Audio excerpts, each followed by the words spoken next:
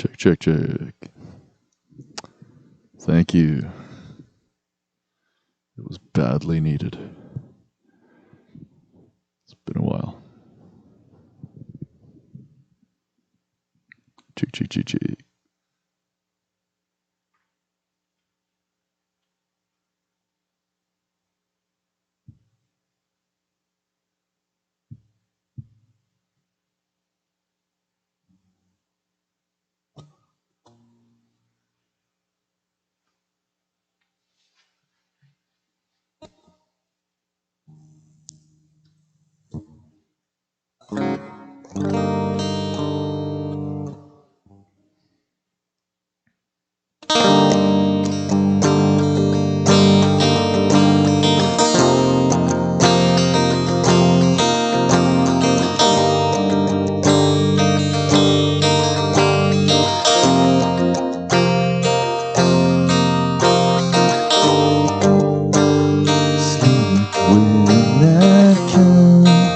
To this tired body now, please will not come to this lonely heart. There are some things I live without, but I want you to know that I need you right now. I need you tonight.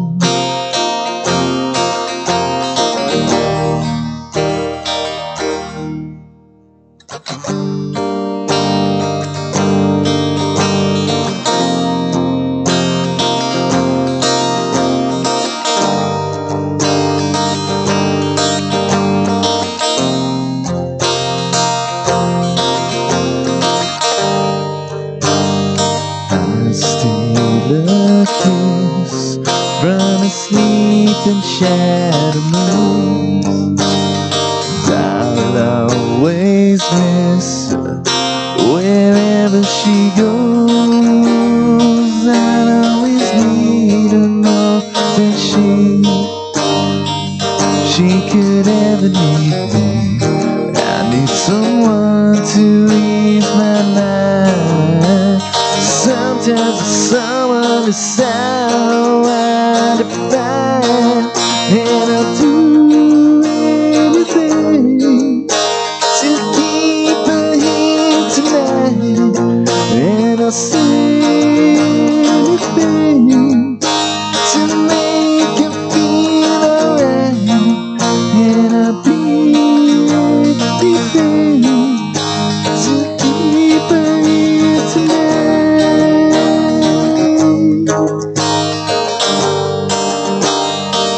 Cause I want you to stay with me. I need you tonight.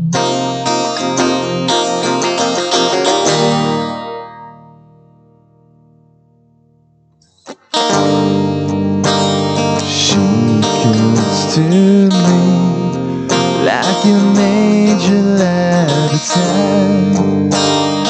I play the part of a saint on my knees. There are some things I live without, but I want you to know that I need you right now. Suffer my desire, suffer my desire, suffer my desire for you.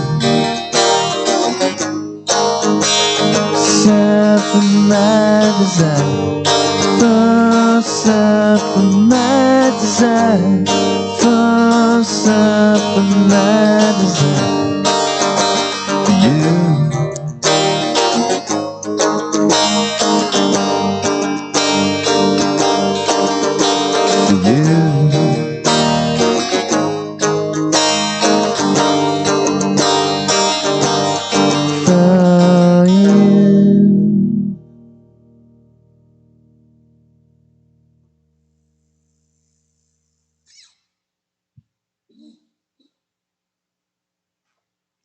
No problem.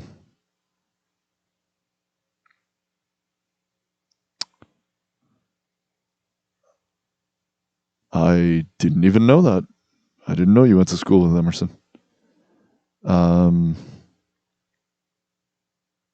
know it was a Catholic school. St. Stephen's? No. Oh, thanks, Amber. What school was it, Colin? I know it was just east of here.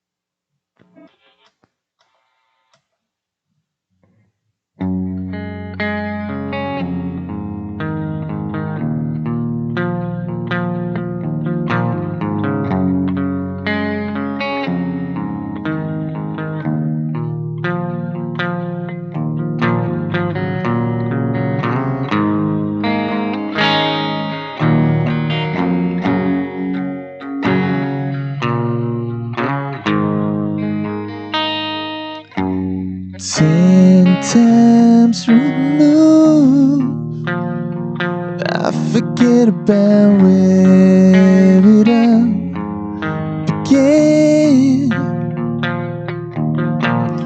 Bastard son of wild-eyed child of the sun. Right as rain, not the same, but I feel the same. Feel nothing, holding back the fool again, holding back the fool pretense. I forget to forget, nothing is important, holding back the fool again. I sensed my lows before I even learned to tell. And I remember my birthdays, empty party afternoons, won't come back, holding back the fool again, holding back the fool pretense. I forget to forget, nothing is important, holding back the fool again. I forget to forget. I forget to forget, you see. Nothing is important to me.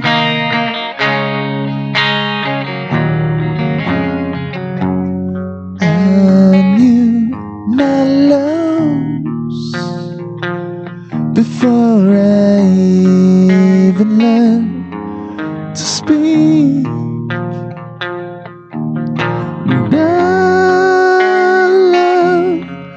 I knew it was wrong, but I played along with my birthday song, holding back the fool again,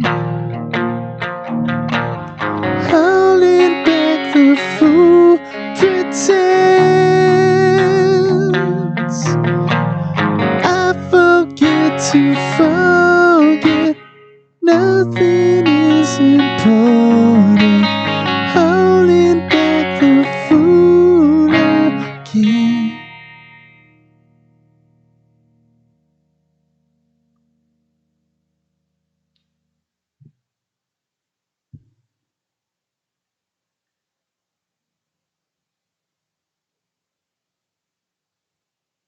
How do I know Emerson?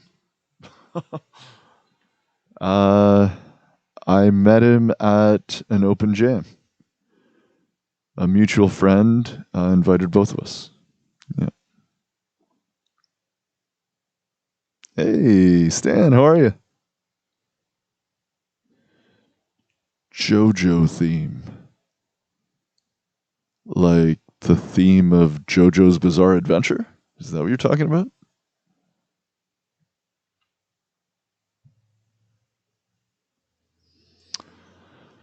Yeah, good point, Stan. Not sure what made this happen. It's just yeah, I might be kind of trying to avoid report cards here. But yeah, I was just jonesing to play.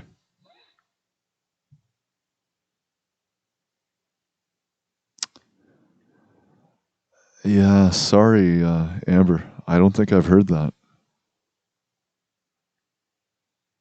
Holy Trinity, that's right.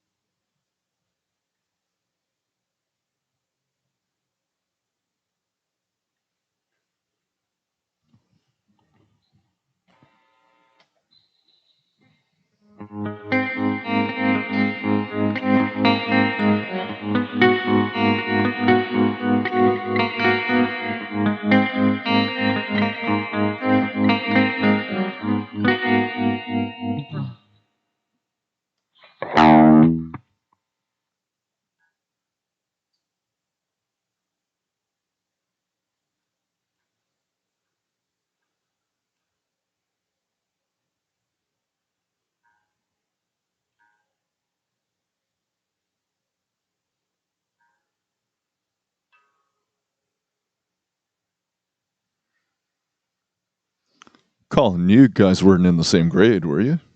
I doubt that.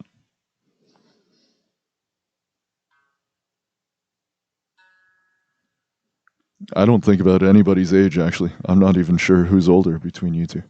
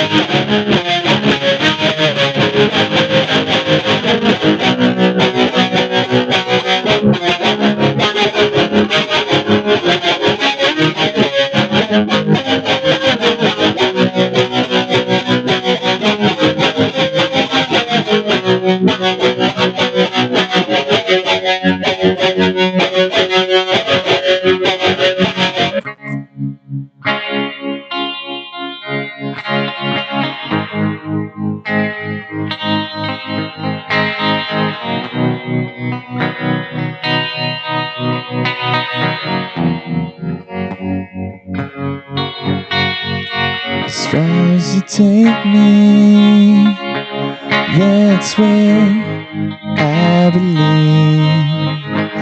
The realm of soft illusions floating on the leaves. On a distant shoreline, she waves her arms to me. As all the thought police are closing in for sleep, the dilly-dally of my bright lit stay, the steam of my misfortunes is giving me the power to be afraid. In my mind, I'm everyone. And in my mind,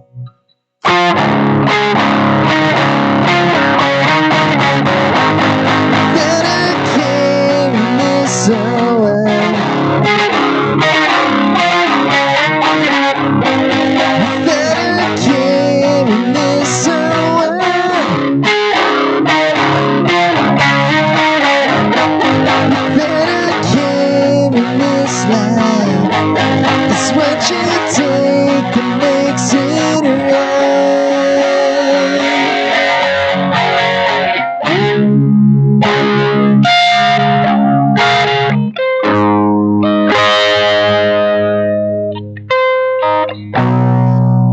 Selena of the ocean's blue.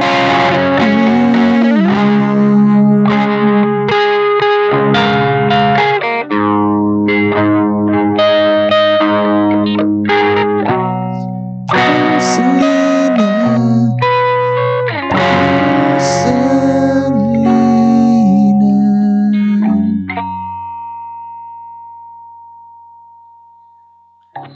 in the slipstream of thoughtless thoughts, the light of all that's good, the light of all that's true, to the fridges gladly I walk unadorned, with gods and their creations, with filth and disease. Borsalina, she waits for me there, with seashell hissing lullabies, and whispers fathom deep inside my own hidden thoughts and alibis. My secret thoughts come alive.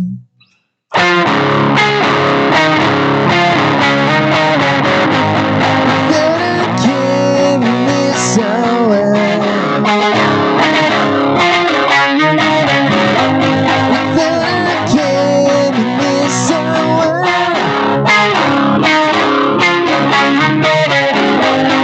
That I carry this life. It's what you take that makes it right.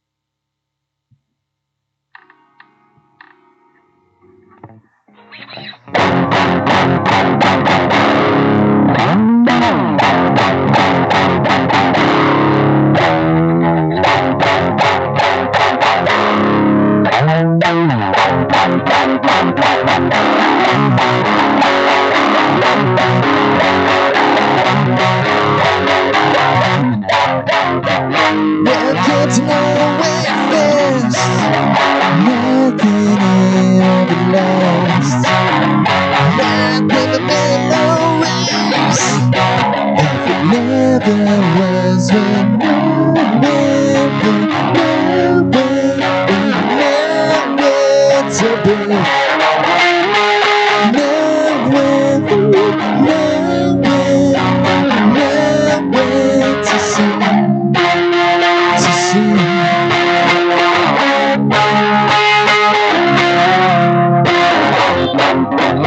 It makes me sick. So sick and wish I died. Down in belly of the base, I can't have it. Nowhere to be.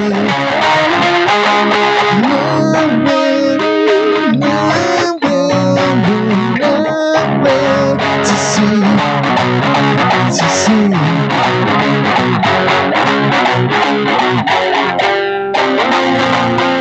There's nothing left to be. There's nothing left to be. Doesn't matter what you are. So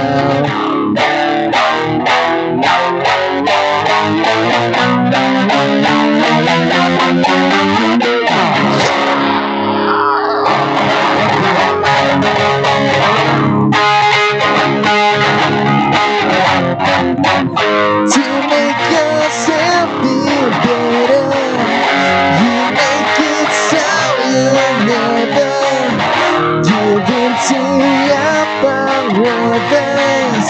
We live always and forever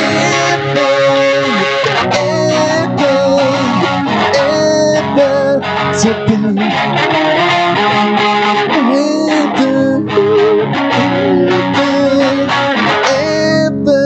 To see.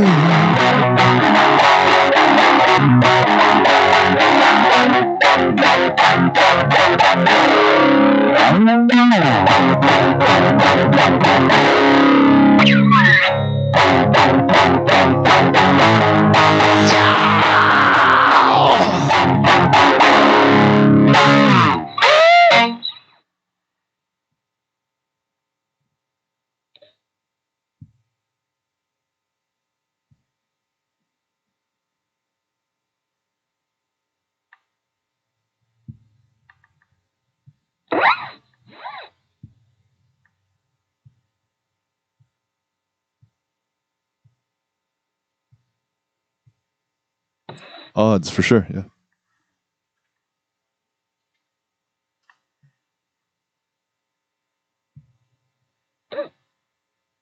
Nice, yeah, Blake.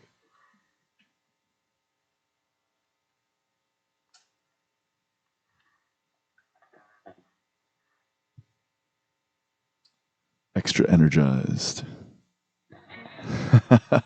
Sweet. He's older than you, okay. Like, do you remember? Oh, thanks, Dan. Yeah, trimmed it. It's been a while. I don't know if you know, I work entirely from home, so I haven't had much motivation. None of us have the cameras on when I'm working. Yeah. I guess the live streams are a motivation. But yeah, Colin, do you know what like what your grade difference was? Do you know what grade he was in when you were in grade whatever? Because I don't even know how old he is. It's not that I don't care about the guy. I never talk about age. You work from home. Oh yeah, cool.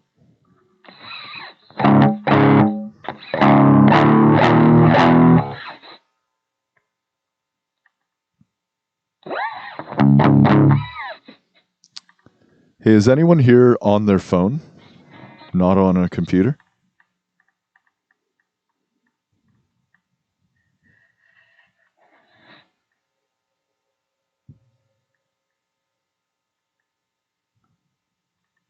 So when you were in grade 9, he was in...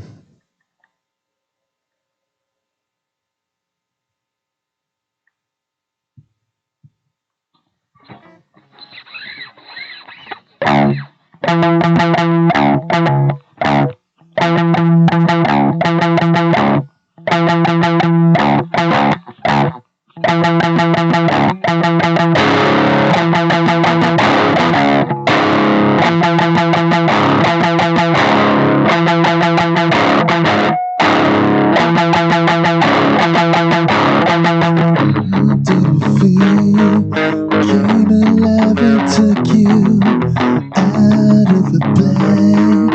Broke your skin and showed through every part of me, every part of you. You made a fool out of me, took the skin off my back, running. So don't breathe when you talk, 'cause you haven't been spoken to.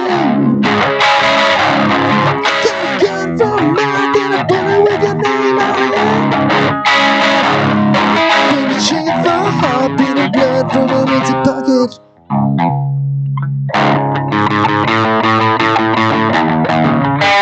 Living you right, didn't care when you closed every day, washed away your sin, and I promised you, like you promised me, that those vows we made back some in for free.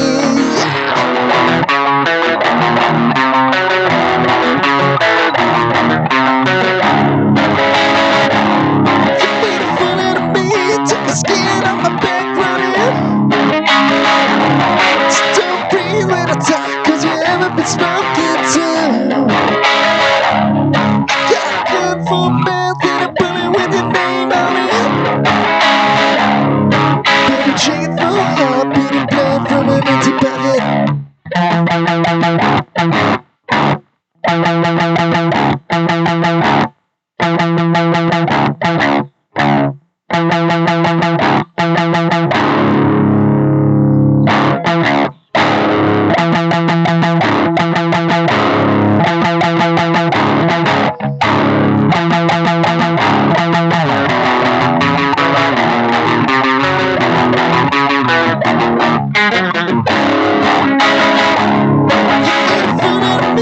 Took the skin off my back, running. So don't breathe when I talk, 'cause you haven't been spoken to. Got a gun for a mouth and I put it with your name on it. Baby, chain for a heart, beating blood from an empty pocket.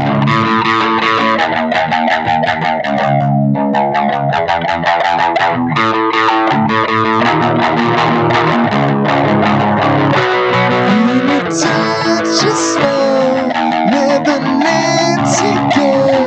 Tears are crooked hair.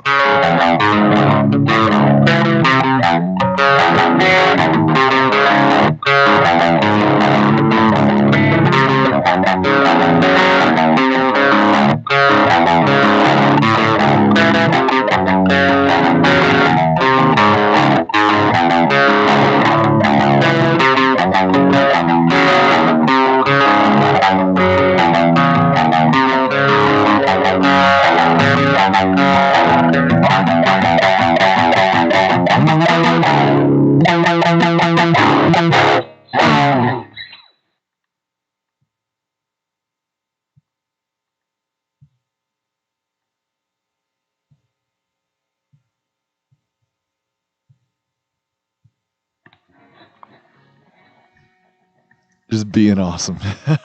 Heck of a job. It's not an easy job being awesome.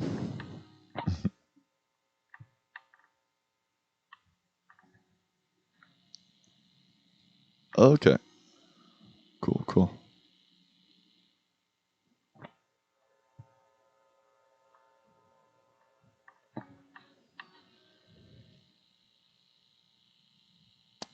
Yeah, no worries, Amber.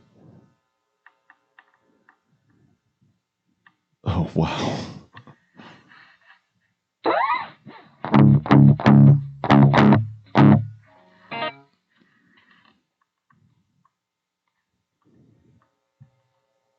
So, Colin, yeah, Collins on Facebook. Okay.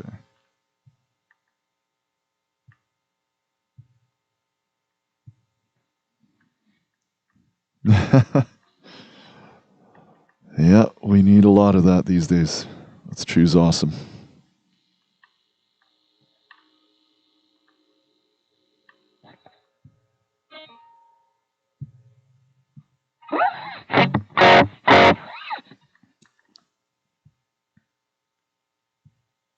So Austin's on Mars account.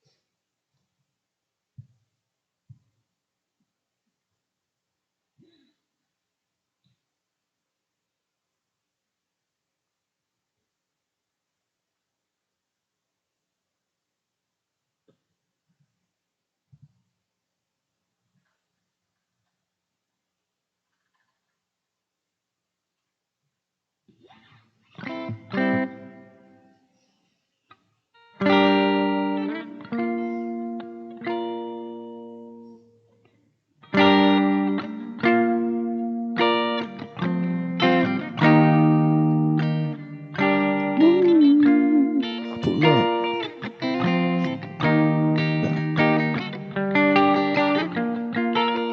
Pull up, baby. Pull up. Let's see in the kitchen. Let's go. Brand new got pistol on my hip like I'm a cop. Even met a real bigger rock star. See no guitar bitches is a clown. Don't you promise you gon' squeeze me? Better let me go the day you need me. Soon I'll be bigger, get to bust. If I can, you can go get the chop. Sick to say I earned it, ain't a bigger, gave me nothing. I'm ready to hop out on a bigger, get to bustin'. Heard me say you play your lay, don't push the button. Full of pain, dropped enough tears to fill a fucking bucket. Go for buckets, I better chop it out the picture of it all 100. Ain't nothing, I'm ready to air it out, biggest scared to see nothing. Mama, she hit me FaceTime, she's checking me and my brother. Little baby, she knows her young son always guaranteed to get the money. Okay, let's go. You know, little baby always guaranteed to get the loot. She know what to do, she know her run. But with big pull out, that boom, PTSD. I'm always waking up cold sweats. I got the flu, down to the G. She always saw me come big in front of the age. 2, 4, let another bigger do something to you. Long as you know, don't nobody need it. Take different daddy, love you, yeah, yeah. Let's go. Brand new Lamborghini, fuck a cop car. With the pistol on my hip like I'm a cop, yeah. Ever met a real bigger rock star? See no guitar, bitches is a clock. Clock told me to promise they gon' squeeze me. Woo. Let me go the day you need me. Soon as you let me bigger, get to bust, yeah. If it ain't enough to get the job, like you went around suburban. Cause codeine had a young bigger swerving. Got the mama treating washing like detergent. And I'm ballin' with diamonds on my jersey. Sliding up, sliding, flip on the block. Yeah, junior pop. Yeah, left and all sided, yeah. Spin on the block, got the rebound. Damn, it's trying me. One time, can't cross me again. 1,200 horsepower. Lost in the wind, talking on the yacht, playing dogs, tickets, gin, Maybach, SUV for refugees, like blocks in the hood, money in the streets. I was solo when the ops caught me at the gas station. 30,000 was the last day, but they ain't alone. smoke. If I had to choose, murder she wrote. Let's go. Running in bikini, fuck a cop car with a pistol on my hip like I'm a cop, yeah. Ever met a real big rock star? Sing me guitar, but she says a clock. Talk to me to promise you won't squeeze me. Better let me go the day you need me. Baby, get the bus. Made enough to get the truck.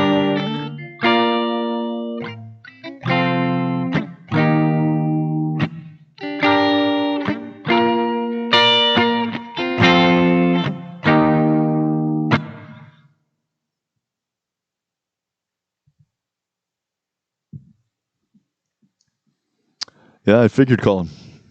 When I saw your picture on Bandmix and then the name Frank, I'm like, yeah, it must be his dad's name or something.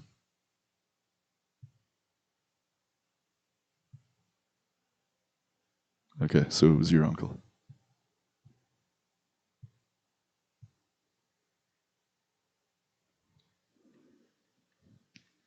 Where are you going, Amber? Going out of town to where?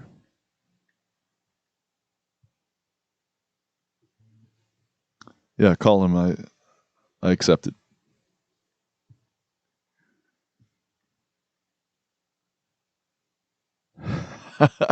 Well, I'm glad somebody recognized it.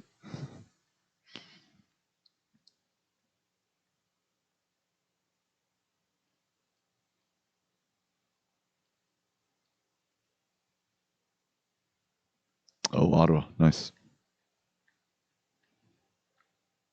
So you're with your brother's over right now, and then you're going back with him?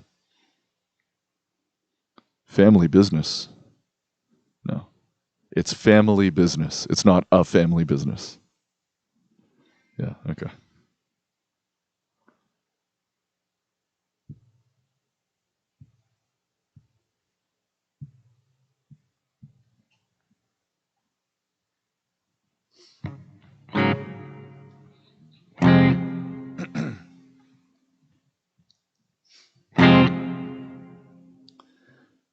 Testing, testing, I'm just suggesting you and I might not be the best thing. Exit, somehow I guessed it right.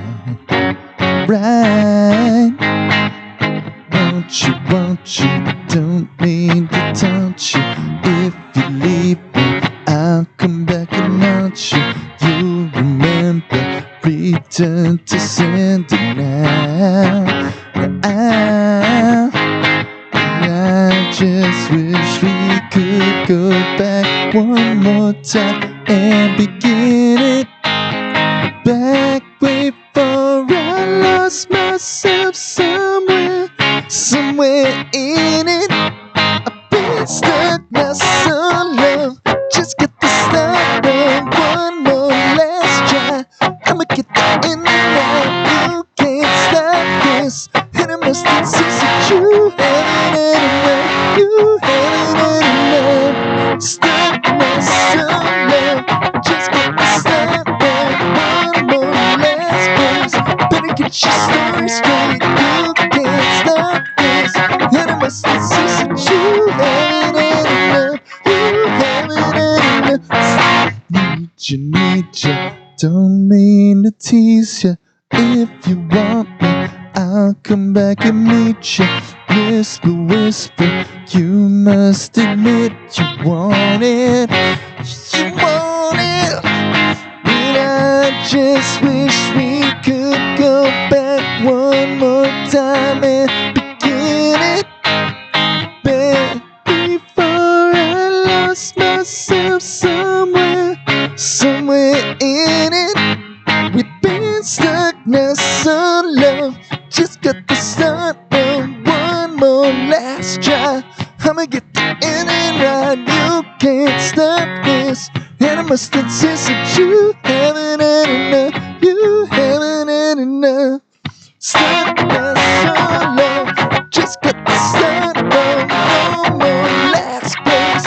Better get your story straight. You can't stop this, and I must insist that you haven't had enough. You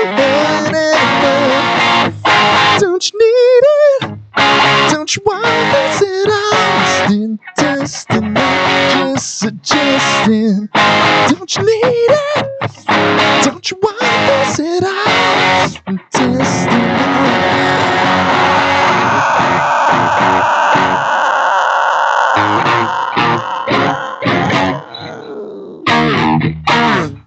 stuck now so long. Just got to start on one more last try. I'ma get the end. You can't stop this. Since that you haven't had enough, you haven't had enough. Just got to start on one more last place. Better get your story straight. You can't stop. Don't you need it? Haven't had enough. Testing, testing. I'm just suggesting you and I might just be the best thing.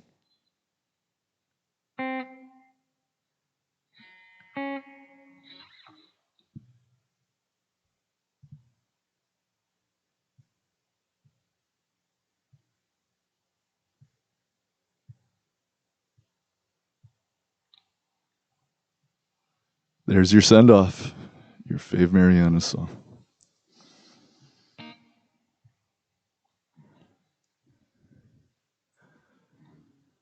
He has a bass player.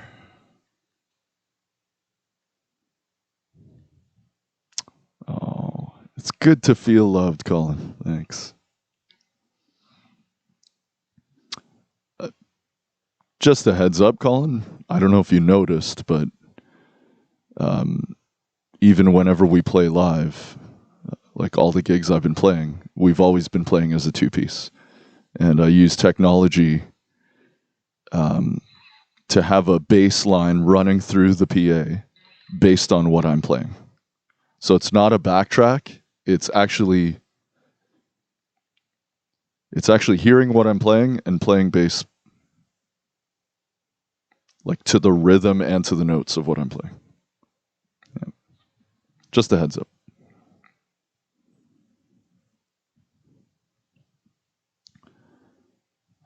Testing, testing. I'm just suggesting you and oh, that's so good.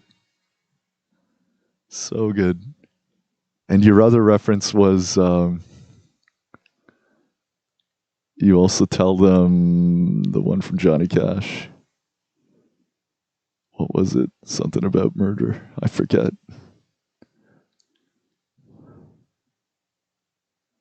But yeah, if somebody replies to you when you say that, and right, then you know it's meant to be. If they're like, "Oh, I totally get that reference. It's my favorite song," and then you're like, "Oh." But yeah, what was the Cash reference?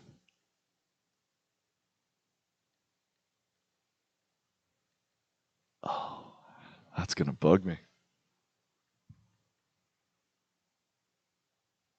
There you go. Shot a man in Reno. Thank you.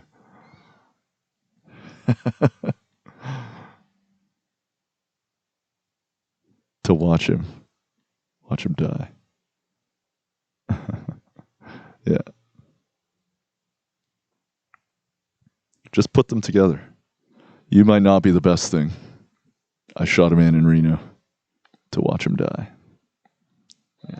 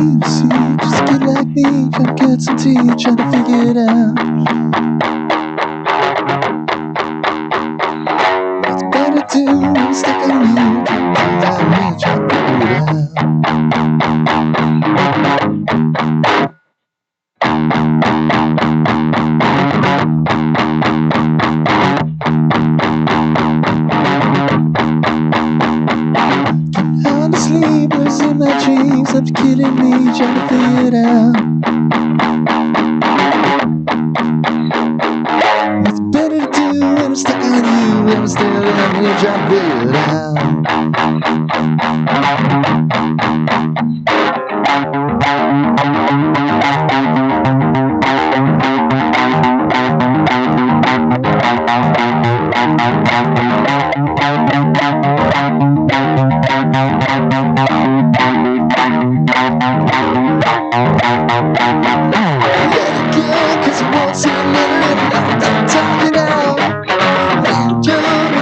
Show, but I'm still trying to figure it out.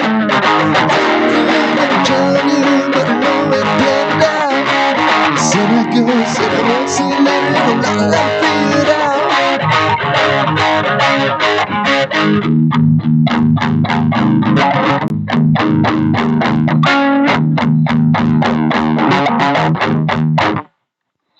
I'm here to say, just a kid like me, trying to get some tea, trying to figure it out.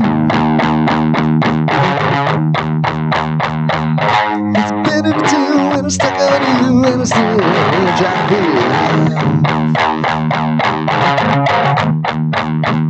Let it go, cause I won't see you later, and I'll talk it out. I said I go, I'm sure, but I'm still trying to figure it out. Put my shields and fell on you, and I didn't know I planned it out. I said I go, so I won't see you later, and I'll figure it out.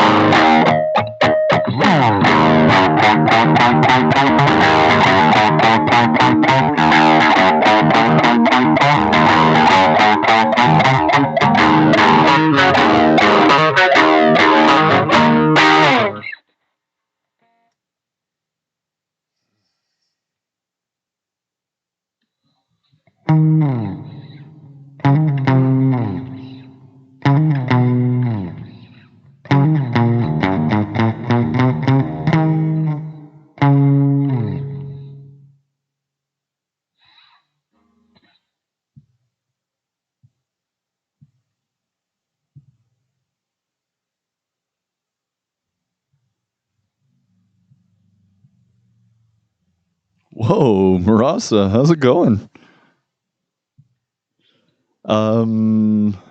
Saw you on the videos. Not sure if everything worked out for that. The videos that everyone saw. It was kind of weird to see you for the first time afterwards.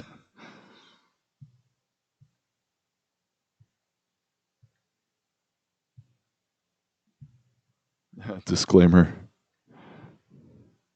You may not be the best thing. Good for me to let you know now.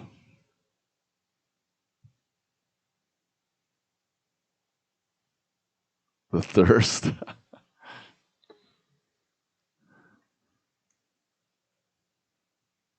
Yeah, I'll cue that up, Amber. Yeah, Colin, I don't know. I know tons and tons of musicians, but I don't know.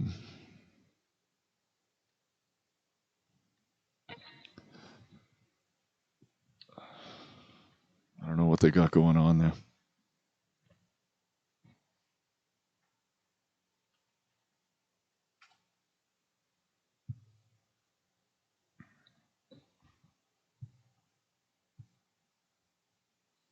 I'm well, Marasa. I'm well. How are you? So, did you get it? Like, I saw you on the videos, but I don't know if you got it. Although, the competition's probably steep. There's probably older senior people.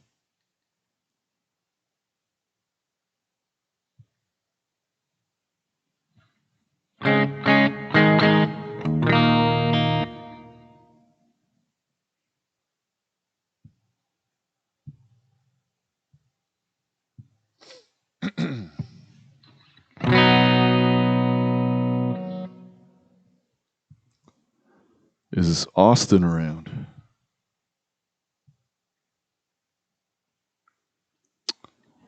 Hey, it definitely wasn't a waste of time though, right? It's a great experience. And then when you get to the older levels, you know, your odds get much better.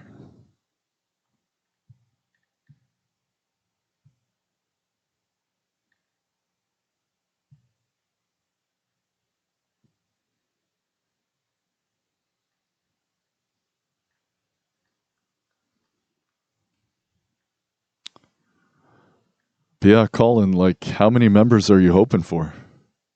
I mean, you're hoping for keyboard and multiple guitars? I don't know. That's a lot. My bias is, like I said, it's crazy herding cats even with 2 people. I can't imagine 5 or 6. Right? The guys that are 5 or 6, it's because that's all they do. They have nothing else going on in life. So they schedule that.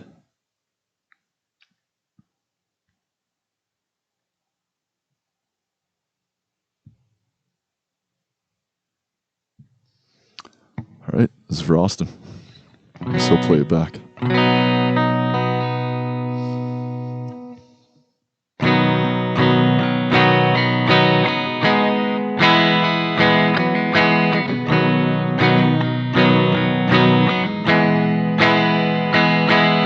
Slip inside the eye of your mind. Don't you know you might find a better place to play? You said that you'd never be, but the things that you see slowly fade away. So I'll start a revolution from my bed. 'Cause you said the brains I had went to my head. Step outside, summertime's in bloom. Stand up beside the fireplace. Take that look from off your face. You ain't ever gonna burn my heart out.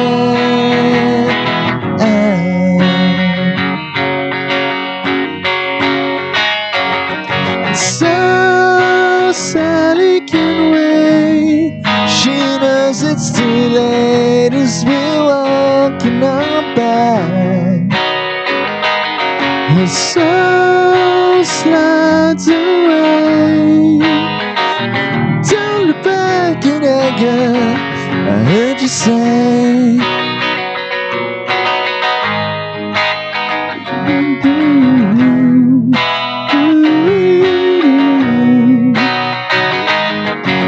Take me to the place where you go, where nobody knows if it's night or day.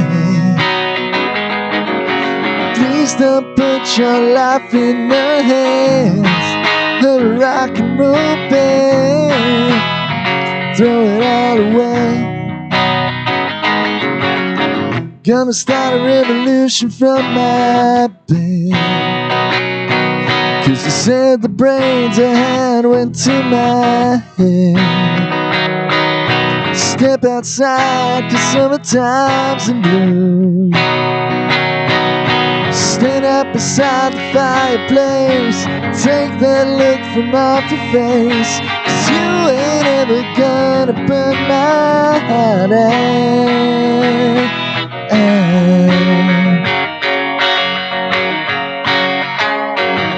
And so Sally can wait. She knows it's too late as we're walking on by. Her soul slides away. Don't look back in anger, I heard you say.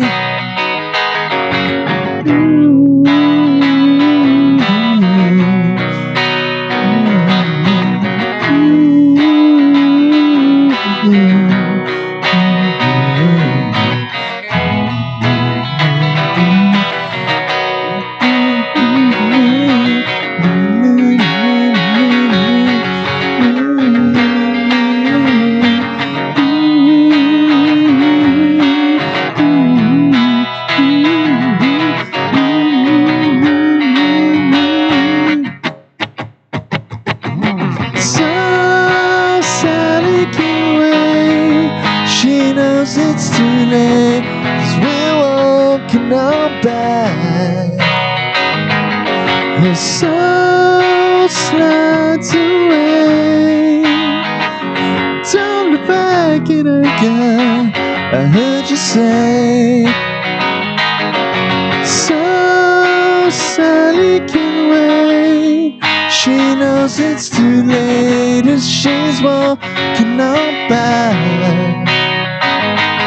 My soul slides away,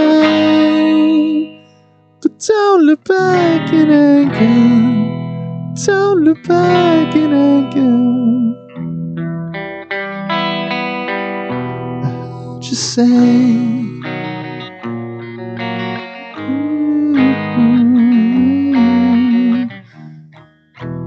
At least not today.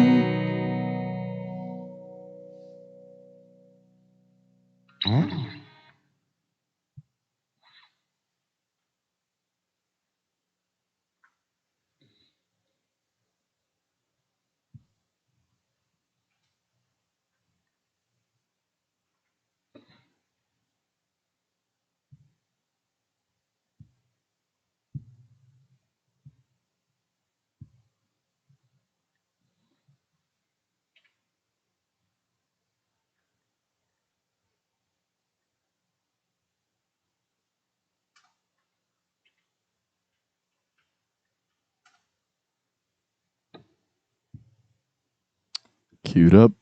Oh, Emerson's here.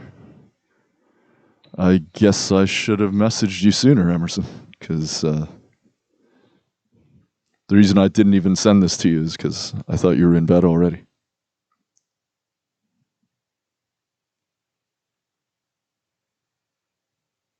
Oh, thank you so much, Amber.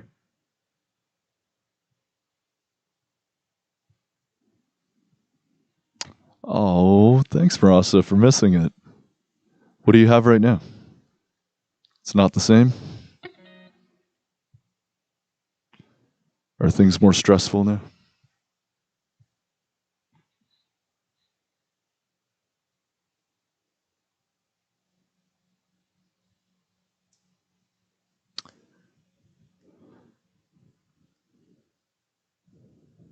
It's funny, every time I do that request, I just get told I'm doing it wrong, so I'm probably not going to do that one.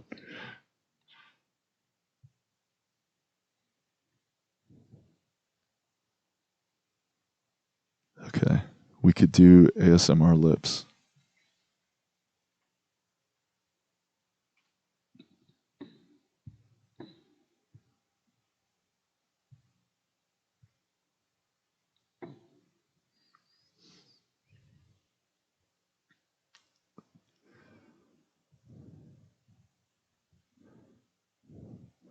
See, if we talked about ASMR and how it's typically just people trying to be on camera, or just have an excuse to be on camera,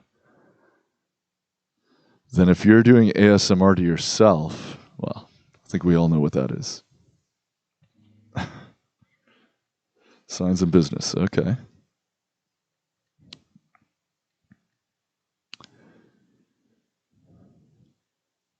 Science in grade 10 is probably a lot of memorizing. You're not doing too much understanding, although the chemistry and physics would. You can memorize it all, but you're going to forget it all if you don't try to understand it.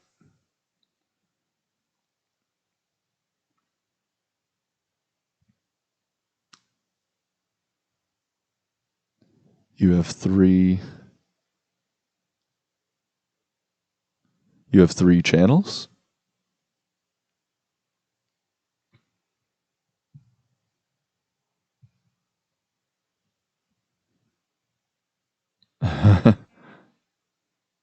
Self ASMR is fapping. But yeah, it's memorizing. And business is memorizing too, right? Although later business, if you take business long enough, it's all case studies. So really trying to think through some problems.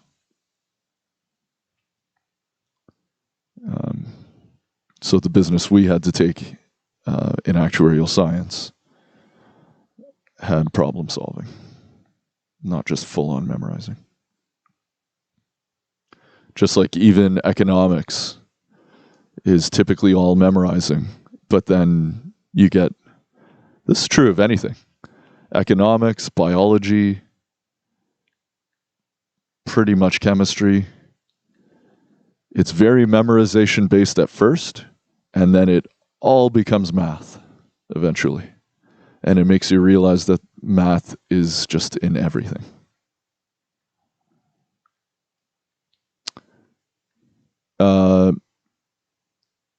Emerson, are you saying your business was... Whoa! What are the odds here? This is crazy. Same time. How's it going, Angel? What was I going to say? Emerson, are you saying your business classes weren't case studies? I'm doing well. How are you? This is a big coincidence, guys. Big coincidence. Case studies. Okay. Yeah. But for the different facets, you're memorizing them?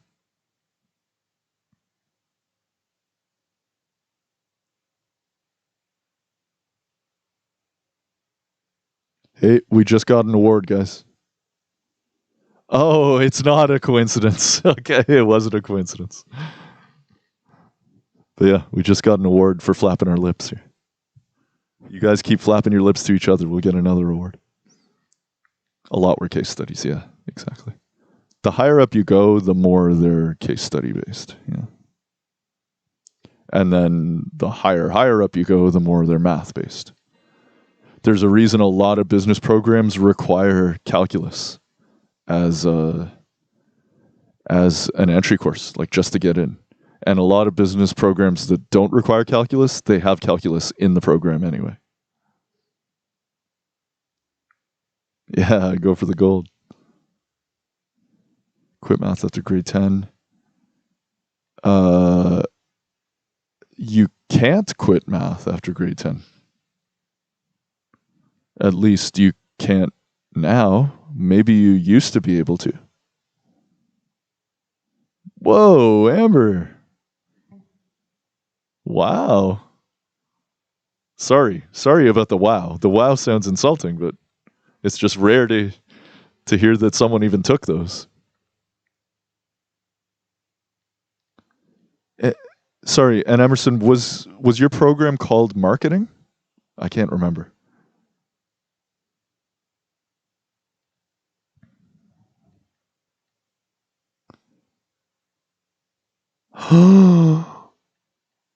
Inshal. That's so kind of you to say. I guess it's like the time we spent coding drawings in the computer. It just makes you know your coordinates better than you ever did, right? Commerce marketing. Okay.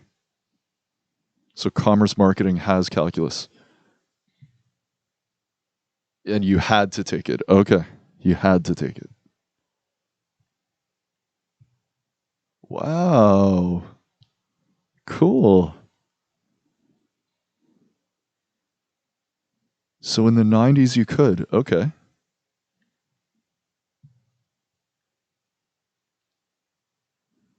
Yeah, because I don't know when it changed, Stan, but you can't have a high school diploma unless you continue in grade 11.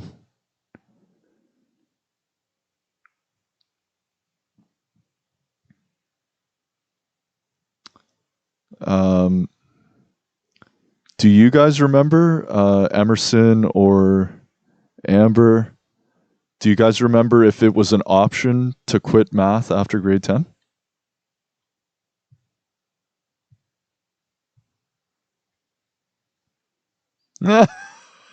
Amber.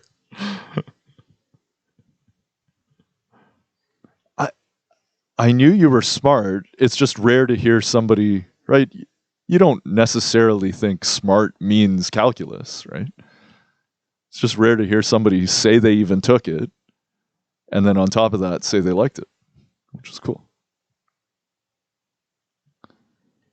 Oh, you had to, oh, wow, man. Stan, that must have been rough.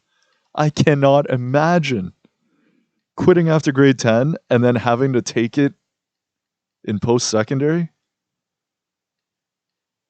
That must have been brutal. Some of the people I tutor are in the same situation you were in. They found ways to skip things in high school, and then all of a sudden they realize that the program they want to be in requires like calculus. So then I end up having to teach them everything from day one.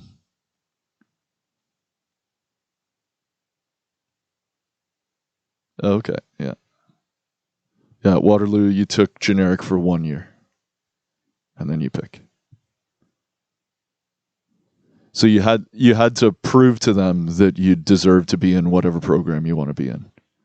So the first year was generic for a reason. It's because they didn't want to necessarily trust any performance from high school.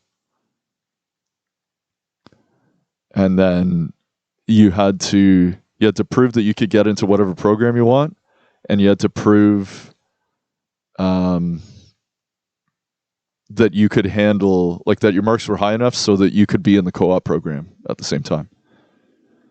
Because if you're in the co-op program, you're interviewing all the time. Which, I mean, my chances were low enough already to be studying. Made them even lower. And Stan, no exposing. All the software and hardware. Oh, wait a second. Oh, you're in Comm Tech. So you're in math and Comm Tech. Okay. So you feel like, yeah, you've seen all that before. And that's exactly why I made all those things for you guys to work on. Because I know it's not just about making things easy, right? For whoever wants the easy way out. You got to think of the people that they're going to be grateful in their next class. And that's, you're proving what I'm talking about. You could drop it for grade 12. Yeah, okay. But I don't think you could drop it in grade 11. I mean, Stan could, but is calculus really hard?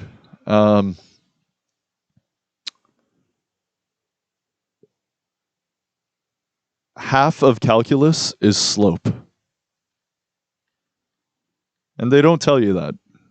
They make you think that there are all these 10 million different things and they're unrelated.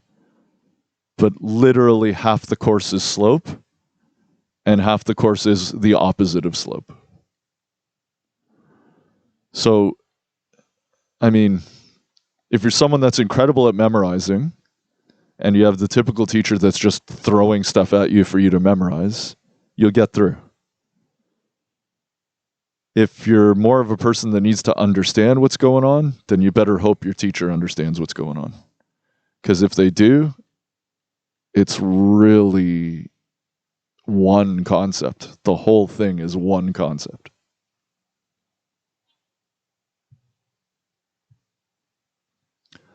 That being said, you know how, man, this is the most rock star live stream ever. But you know how the one thing that's understood in every question, just like with us, we said it's understood that you always have to comment your code so that people can follow it, right? Even if a question didn't say comment your code, it's just understood. You should. And in math, what's understood is you always have to make your answer as simple as possible.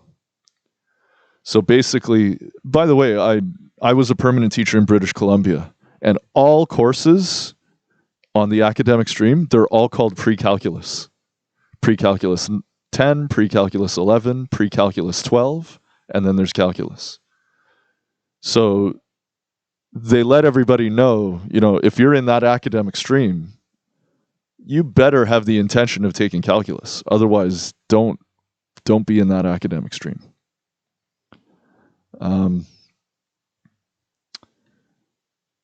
Yeah. I think I've answered the question. 3 exams in grade 12. Still got into uni. Okay.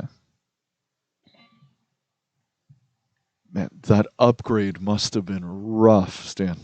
I sympathize. Oh, but what I was saying, Inshal, is that all the stuff you're learning in math class, like, I guess at your point, you would have learned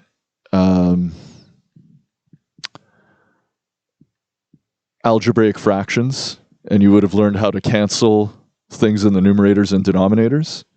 Like, that stuff seems completely useless at the time. In calculus, you're in practical situations, or at least you should be.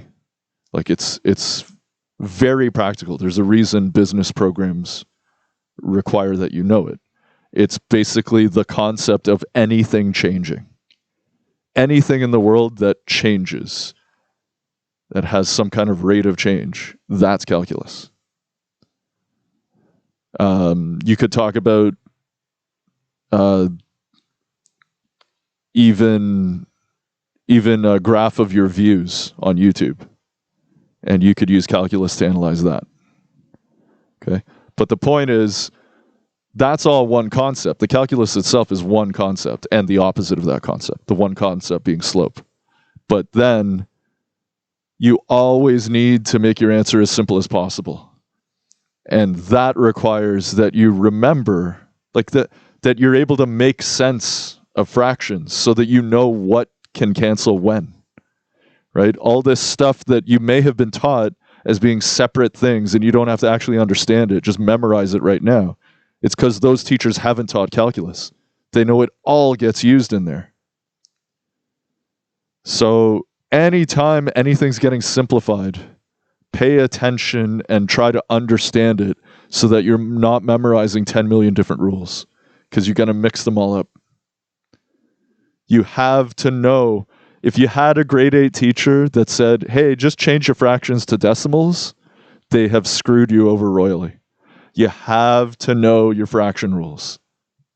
And then that'll help you understand how you're able to simplify things and when you're allowed to simplify things, when you're allowed to cancel things.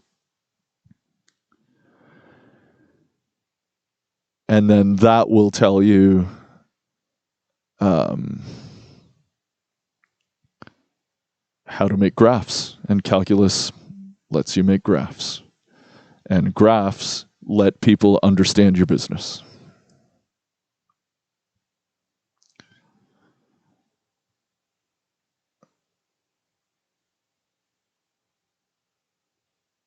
Like if you need to hide a body. Factoring. Yes, absolutely. I would have loved tutoring you, Stan. I would have gotten you through it quickly and you would have understood what's going on.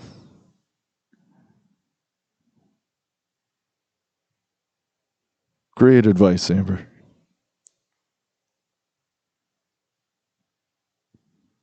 Yeah, I'm really surprised that's coming up in Comtech.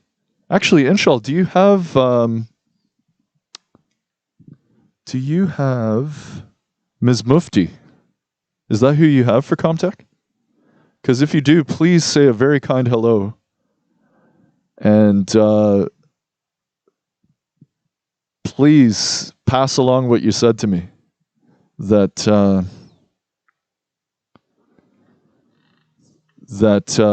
what you learned from me in CS is really helping you. Maybe you've already told her that, but maybe you haven't mentioned my name. Yeah, integrals are anti-slope, anti-derivatives. Rise over run, all about rise over run. You might not have realized it when you guys took calculus, but the entire thing is rise over run. And I learned all of this in French, so I had never even seen rise over run in my life. It was just delta y sur delta x.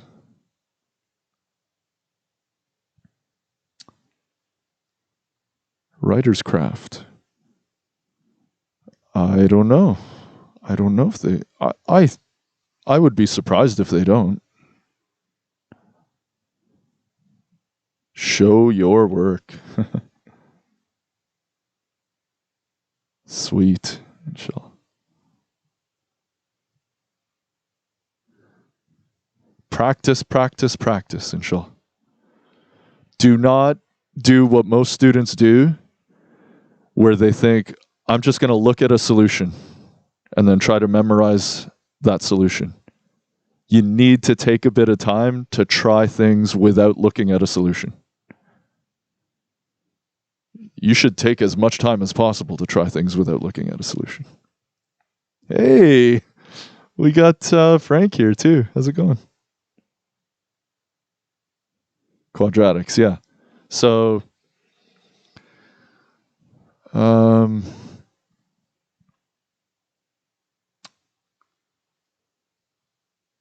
expanding, so what we call FOIL, and factoring. Those are the most important parts of grade 10 for calculus.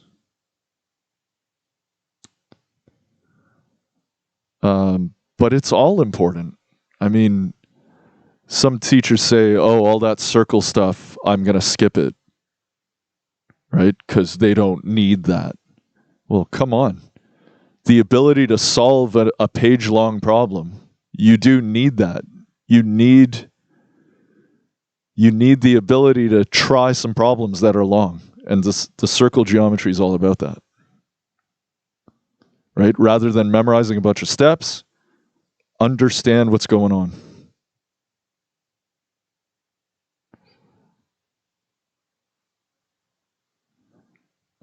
Frank. I hope I didn't make Frank mad with that stuff, but I think I was good about that. I had a lot of multiple choice when I was with Frank. Comtech music. What? Oh my gosh. I don't know how you did that either.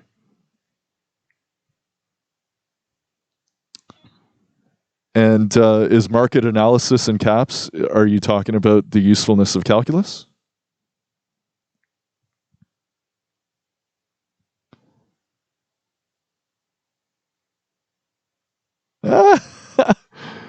Yeah, can volunteer hours be for literally anything? Like just for literally anything? Anybody wanting free labor? Like anybody, even just in their house?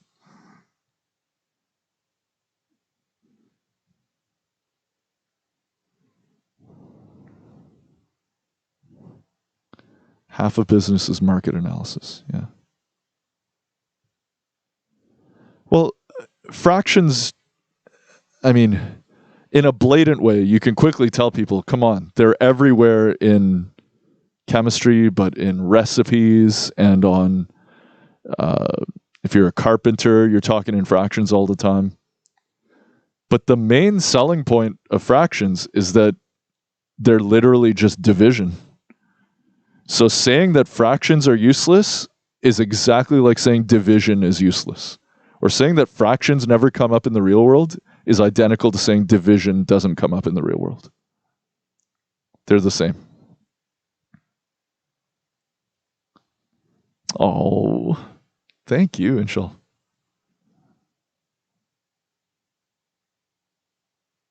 Make a radio show. But yeah, do you have Miss Mufti? Actually, Inshal, yeah. I don't see why I couldn't.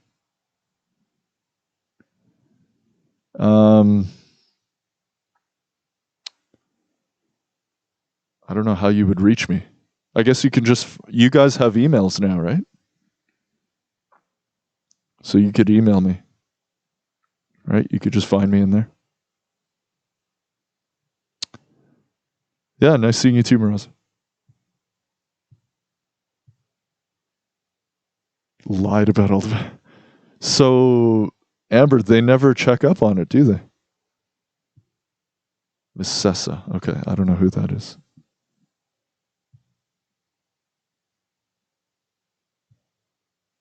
Oh, okay. So you had to lie. You had nothing you could do.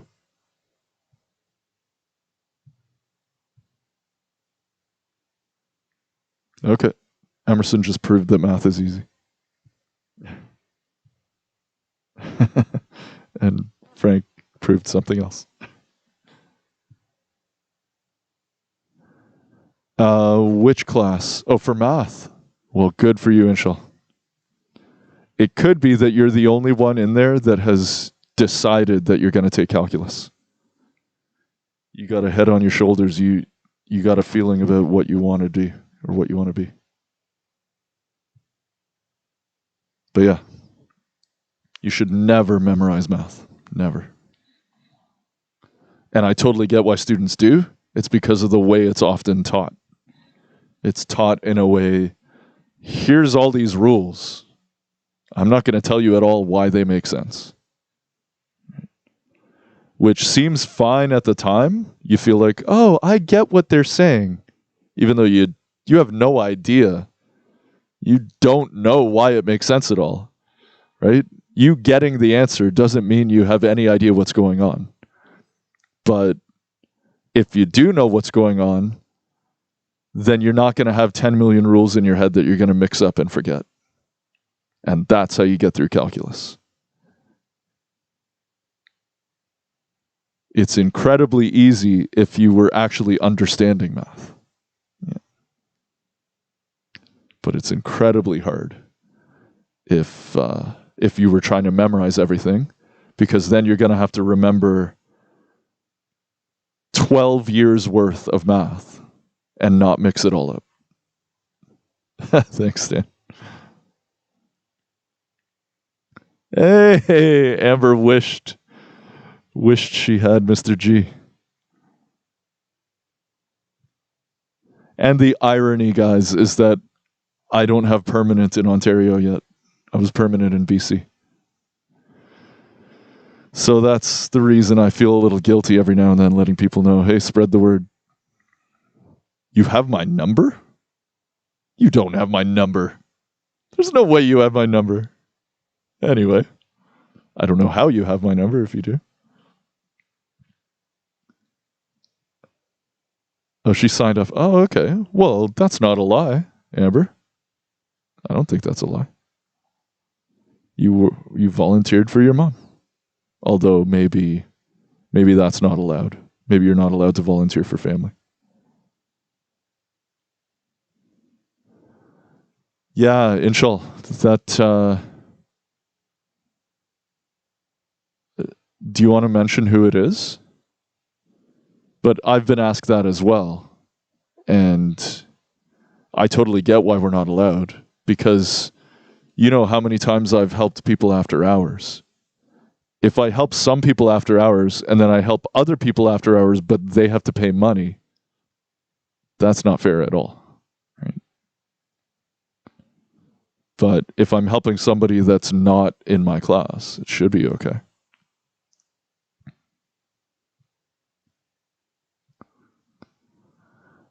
I don't even think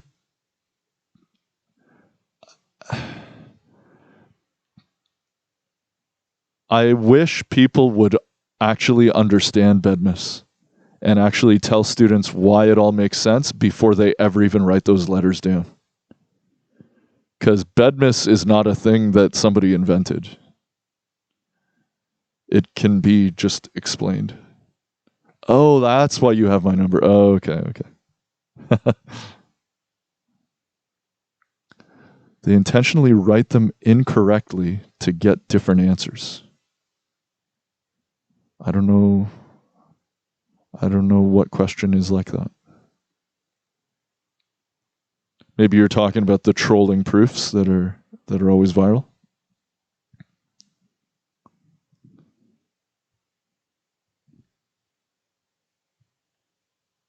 Ah, thank you, Emerson. I'm always happy when I get caps out of you.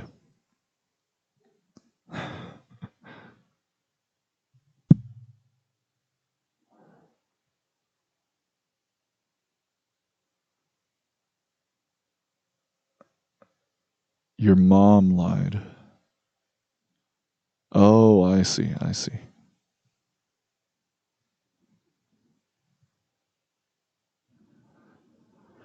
Um,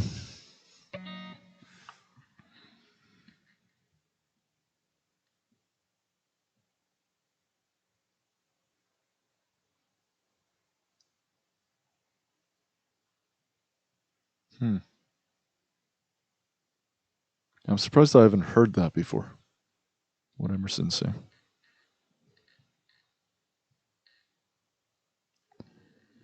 Your sister's finance is an artificial intelligence prof.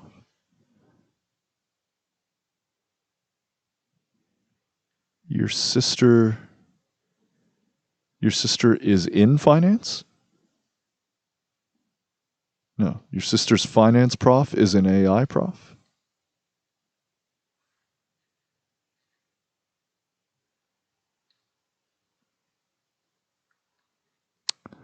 That's right, Amber.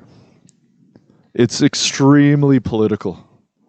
If someone is different and fun and engaging, there are all the politics of jealousy, right?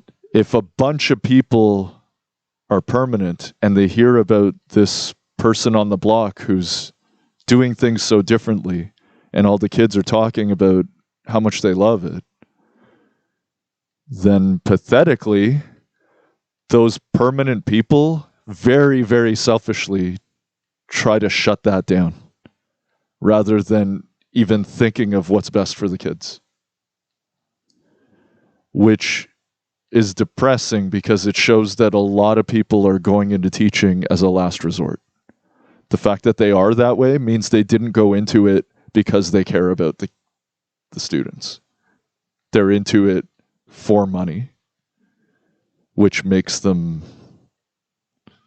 that heartless, that they prioritize their money and their security over what's best for the kids.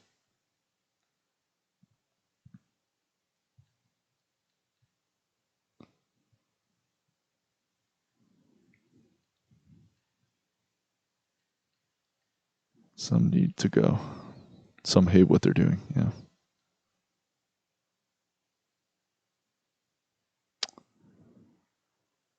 Oh, you used to work at a school? Oh, no, you were talking, oh, right. I know what you're talking about. So you're saying exactly what I'm saying. People are putting the politics between grown-ups. They're putting that above what's best for the kids. And that's disturbing. Like, why? Why would you go into teaching if you're that kind of person?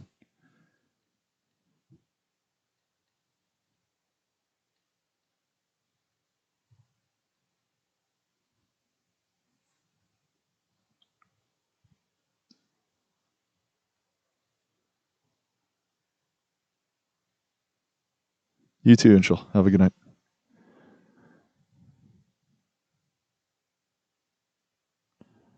Well, just a heads up, Emerson. I very much could do.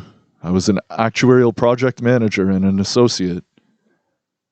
I just, I wanted to teach first.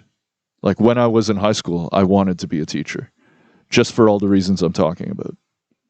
I just wanted to fix what was going on in front of me. I wanted to know what the heck we were doing, why we were doing it, where it gets used. And it's very, very difficult to have someone in front of you who can know all of that. But I wanted to be that. Then I got pulled to the Masters and then to these actuarial firms. But from the beginning, I wanted to teach before that. Then I made an environmental decision to try to switch to the career that I had first wanted, but for reasons of working locally. So the love of it, but also the desire to not commute.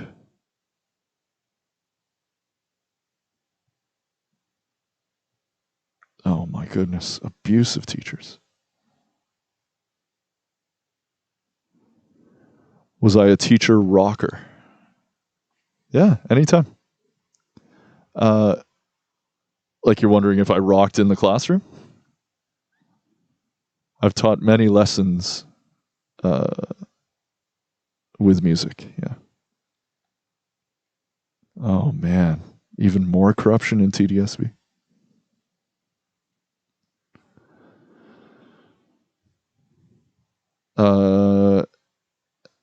Emerson, when you have the top-notch job, when you get to whatever you deem the top-notch job, whatever you call that in your industry, trust me, you will see the same amount of politics, if not more. Infighting amongst coworkers, it's logical that that would be reduced if they are part of a union. They would feel more like they're a team. It's us versus the board, us versus admin. So it's completely logical to say that because of the union, there would be fewer politics. In terms of grown-ups trying to screw over other grown-ups, right? We're in an industry where we're not competing with each other for a promotion, right? It makes complete logical sense that if you're in any other industry that has no union and everybody's just fighting for a promotion, that's when there will be more politics, because everyone will be upset with each other at whoever got the promotion, and they'll say, oh, that's garbage that they got that. They got that for this, and this political reason, because they sucked up to this person or whatever. If there's a union, there's no point in sucking up at all. You know exactly what you'll be when. So if we're talking, this is not a conversation of whether unions are good or bad, but specifically with regards to politics, unions reduce politics.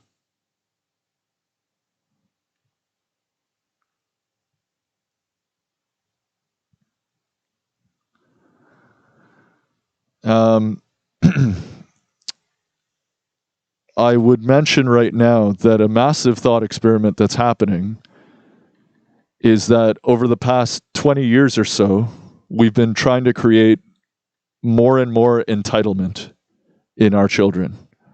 We've been trying more and more to tell them that they are running the show. And then when they get to become employees, they are the worst. They are completely unable to follow any rules, and they're completely unable to do anything that they didn't have complete choice in.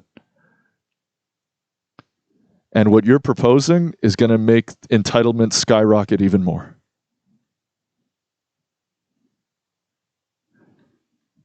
The ability to respect authority ties into our last conversation. You think I'm a simp for having respect for authority. Respecting authority is what makes you a productive member of society that can help a boss, that can be productive for a boss.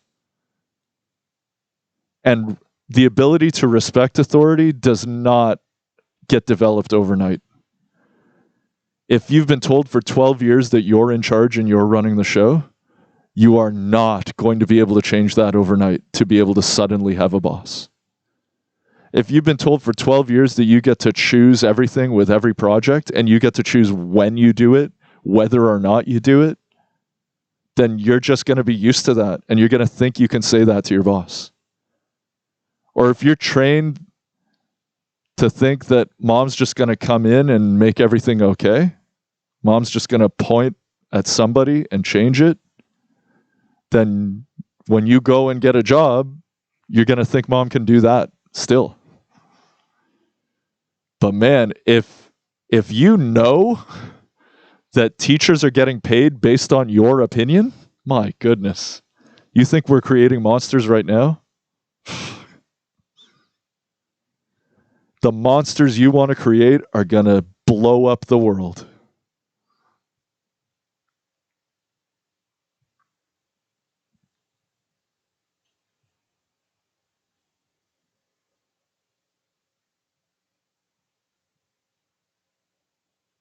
Oh, that's cool that your teacher was rock star about it.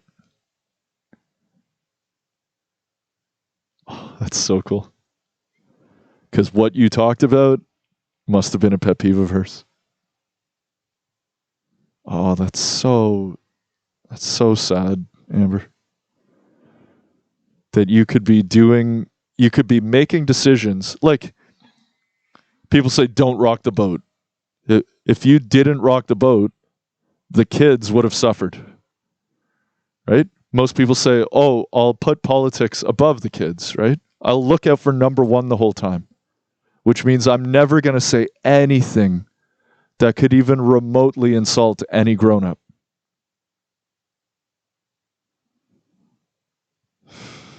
Man. But you spoke up for the kids, and then you end up leaving the profession. Oh, it's revolting.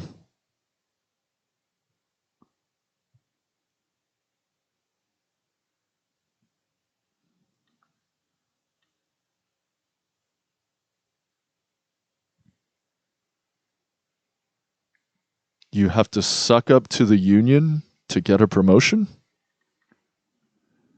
The promotions are on a grid based on how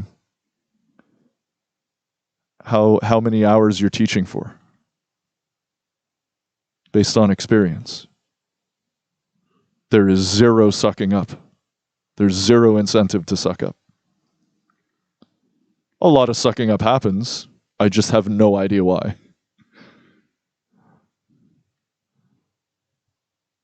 The sucking up is for people that want to get out of the union.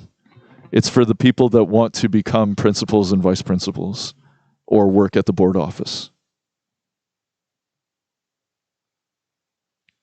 So that's when you suck up to the people that are outside of the union. That's where the sucking up comes in. But if you want to teach, there is zero incentive to suck up to anybody.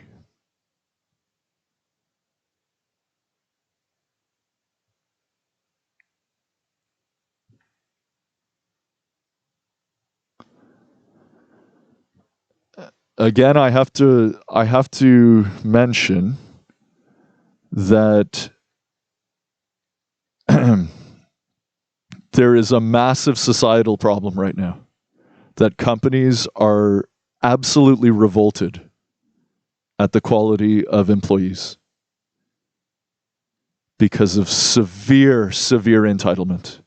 Like, it is insane how destructive the level of entitlement is in companies. Because, I mean, how can I blame the kids?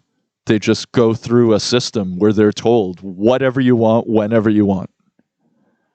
You do whatever you want, whenever you want. Screw rules. You obey a rule, you're a simp. Boy, that's excellent training for how life is going to be. Anyway, the level of entitlement is already at a dangerous level.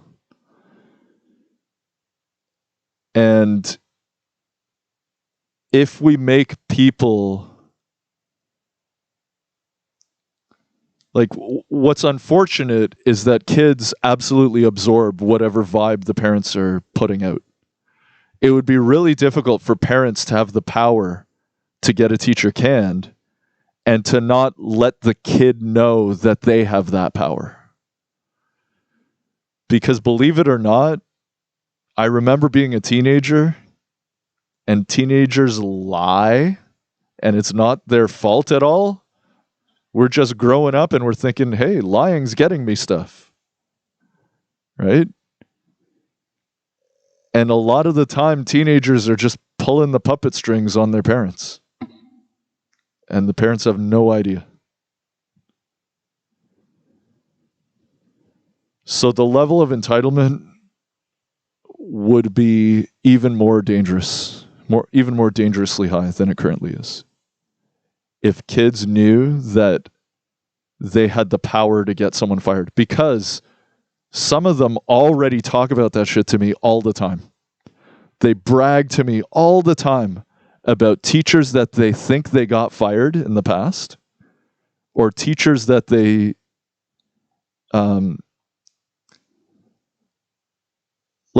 for example, Amber, you're leaving the profession. There are teachers that have left the profession, and students all brag to me about how they made that happen. Like, man, I flat out tell them, guys, if you keep talking this way, no one will keep you hired. Right? If your goal is to just cancel people and get off on the power you have in canceling them, why is anybody going to hire you? They'd be way too afraid to hire you. And they're going to catch those red flags in the interviews.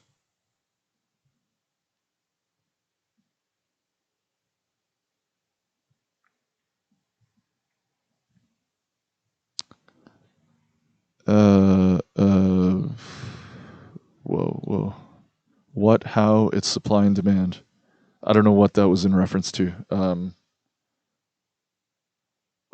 You mean, you were probably talking about people getting mad at who got the promotion. Supply and demand? Oh, you mean supply and demand for determining salaries. Okay, I see.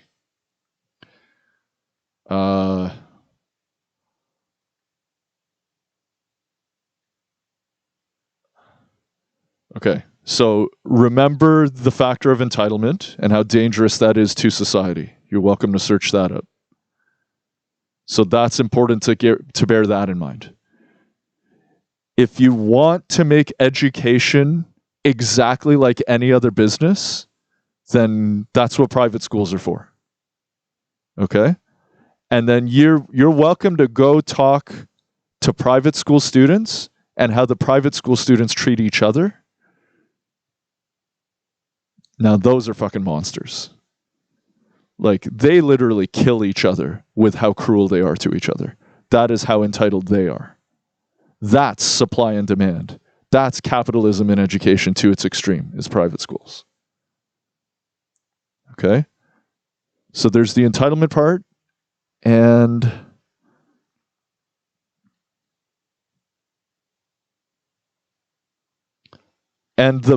the other big part, the reason you can't be quick to say that education should be like any other industry, or it's similar to the discussion of healthcare. Should healthcare and education be like any other industry? Obviously, Emerson says yes. But particularly in education, well, we can have a whole other healthcare discussion. But in education, do kids always know what is best for them? Like, let me sell you on this right away. And I have these talks with my students all the time, and they know exactly what I'm talking about. If a kid is deciding everything, if they are the demand in the supply and demand formula, do you think they are going to decide what is best for them education-wise? Do you actually think that? They are teenagers. They are going to make decisions such that they're going to get the highest marks possible with the least amount of work. And is that going to prepare them for university? It's not as simple as you think. Supply and demand does not apply when you're talking about children. They don't know what's best for them.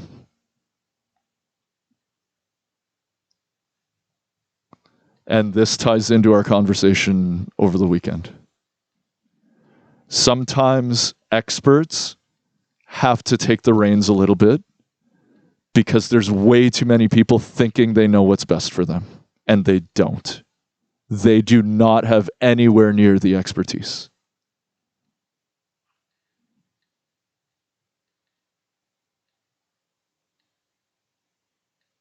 Agreed, Stan. Thank you for bringing that up. The hard grind. Amazing.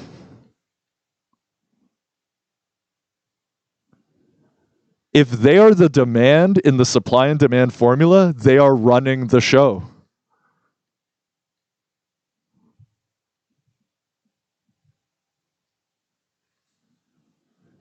They demand in this formula you're proposing, they will have certain demands. They will have the things that they want. I don't know how you can yell that there's no link to entitlement there. Anyhow, if they are the demand in the equation, they're deciding what they want in a teacher. Do you think they're going to pick all the traits that best prepare them for their future? No, they're kids. They're going to pick all the traits that make things awesome at that moment.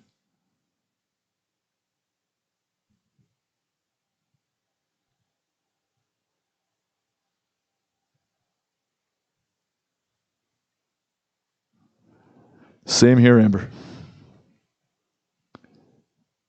This is what I talked about on the weekend, right? We can only be quiet for so long. You don't want to rock the boat, but then the boat just seems like such garbage that you have to speak up for people. I love what you said there.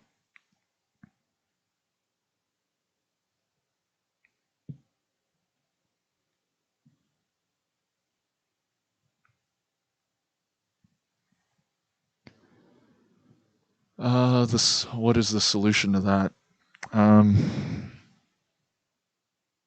Is there a solution to that? What they might do is, that gets touchy. Is there ageism there? If you say that teachers can't supply teach if they've retired, that's a controversial statement. But that's a partial solution to what you're talking about, to get people in the door.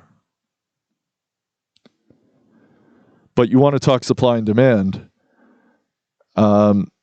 maybe there's too much supply. Maybe that's part of the problem as well. That there are too many Bachelor of Ed programs that are just trying to make a bunch of tuition, and they're letting in too many people to become certified as teachers. And then there's too much supply of teachers. There aren't enough jobs.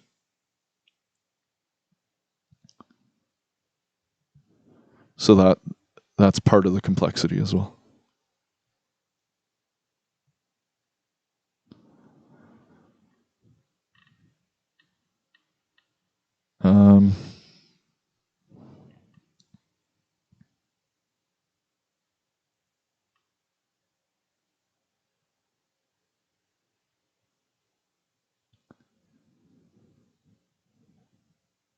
Yeah. I mean, what I'll say about the 20 plus years teacher, it's totally case by case. I'm not going to judge anybody unless I see their style or whatever, or I see the suffering that maybe kids are going through in that room. But what I'll say is that you have to remember how difficult the job is. You might be thinking, man, this guy's life is so easy because he's got all this job security. That doesn't make his job easy. And it's important to remember that. That's an easy part of it, that security. But when you become a parent, Emerson, you'll know how hard it is to parent sometimes. And then you have to imagine 30 of those at the same time. And when parents imagine that, they get super respectful all of a sudden.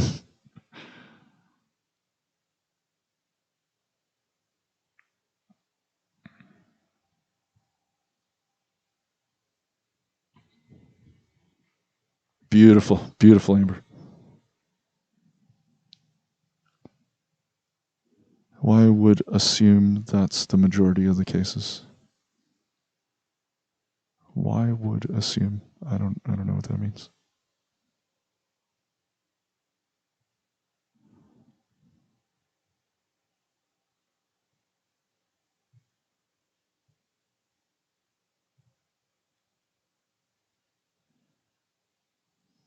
I never said you didn't know, Emerson. I'm just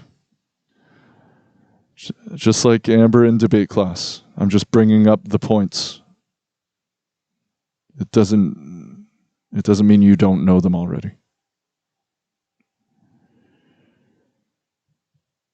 A 9-year-old punched you in the mouth. See, that's entitlement right there.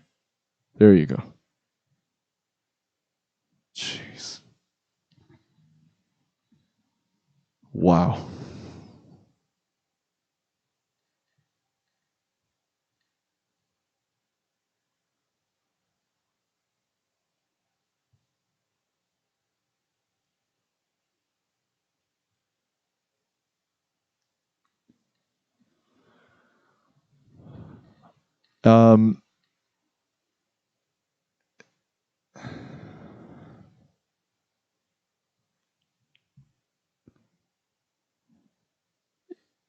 If I,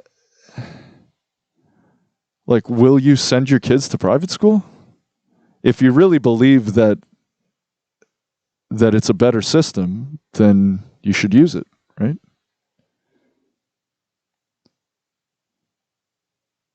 I think that it's more important to me to dial back my kids' entitlement. It's more important to me than, like, I can tell my kids, you know what, some teachers in the public school, actually teachers in the private school are forced to do this as well. They skip chunks of the curriculum. So I'm actually going to get my kids to take a look at what they missed, and we'll go over it. But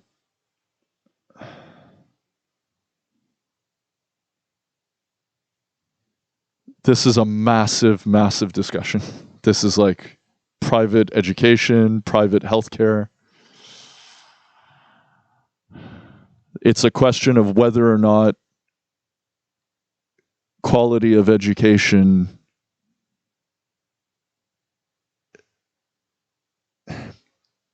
this is a huge, huge, huge discussion, which is why you're going so nuts about it.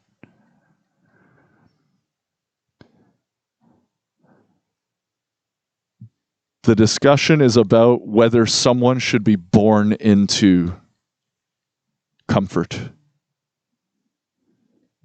That is the entire discussion of anything we ever talk about.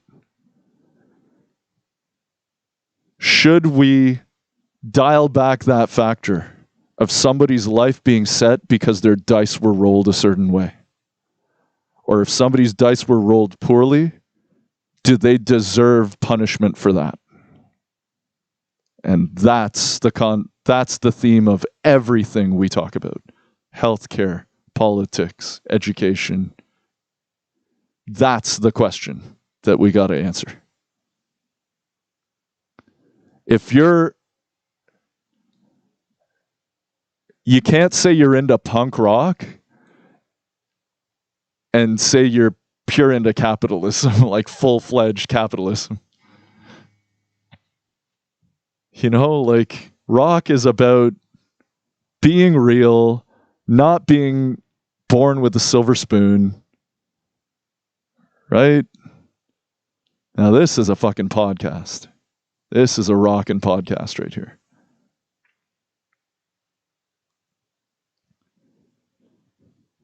So, if I'm thinking of number one and I'm thinking I can afford that private school, I'll go for it. And my kids might get the better education that you're talking about. Maybe a better education. But is there a bigger picture here? Is that the theme of the night?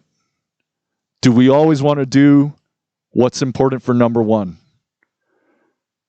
Because if Amber had done that, she wouldn't have spoken up at all to protect those kids. If she was just thinking of number one. And that's the theme of everything we're talking about. If I'm just thinking of number one, I'm not going to care about what I believe the system should be. I'm just going to think, I can get my kids in there. I'm going to put them in there. Yeah, I don't know. There's a bigger picture to all this.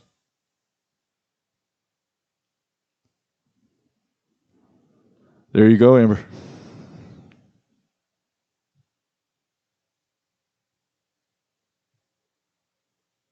I never said that. Yeah, sorry. I'm not sure. I never said. I hope I didn't say that you said something that you didn't say. Yes, thought experiment, yes.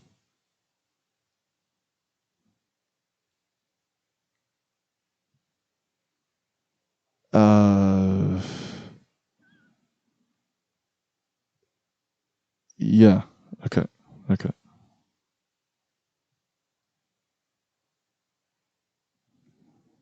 Teachers said engage and make learning fun. Some that you do. Something that you do. Yes, absolutely. This entire conversation, I was fully aware. Every time I was saying everything, I was fully aware of how confusing it would seem to someone, because the beginning of this conversation was students saying, or we were talking about how I should have that job. So again, if I was just thinking of number one, I would have agreed with you immediately. I would have said, I want to vote for a union to fire those old people right now.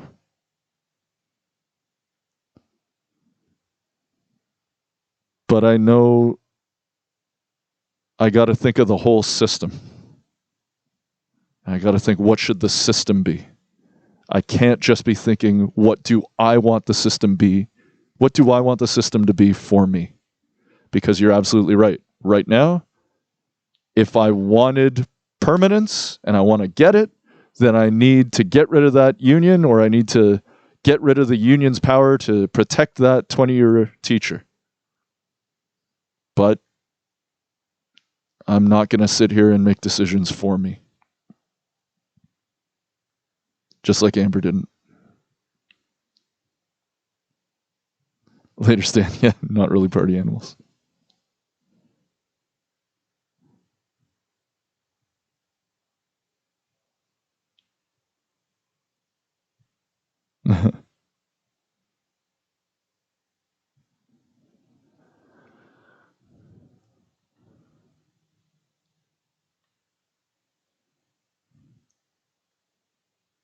Yeah, it's got to be case by case. I can't. I don't know. I got to know, how is he shitty? Like, and I have to keep reminding myself how tough the job is already, and you're wanting to make it tougher, and how much entitlement there is already. And then that thought experiment, sorry, not that you want it, but that thought experiment, sorry if I made assumptions about it at all, but I mean, you want free markets and everything, right? So I hope I didn't assume that you want that in education, but it did sound like you want that.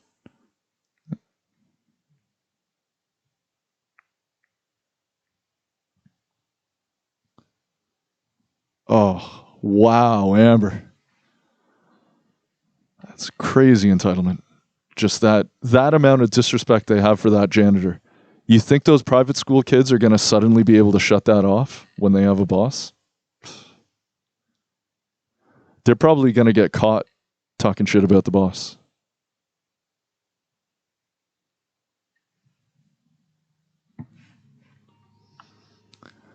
And what I'll quickly say about the curriculum, I worked for the Ministry of Ed, and just because you don't see how something is useful, it doesn't mean that nobody saw how it's useful. It doesn't mean that they didn't have reasons for the decisions they made.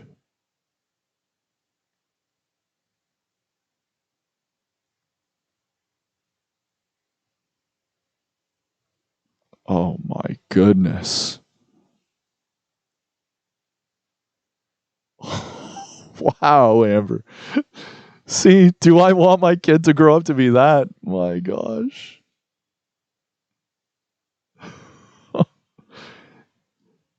And I'm not saying they definitely will if they're in private school, but everyone is a product of their environment. And if you're surrounded by assholes, you're going to become an asshole. You got to cut that toxicity out of your life.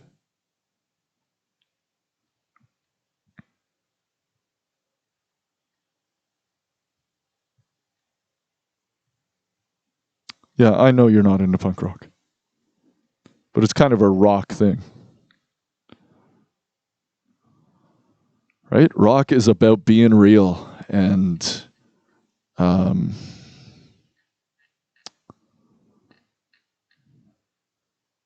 don't know. Rock is very anti-selling out more than any other genre of music. That's the genre that looks down on selling out. More so in punk rock, but rock in general.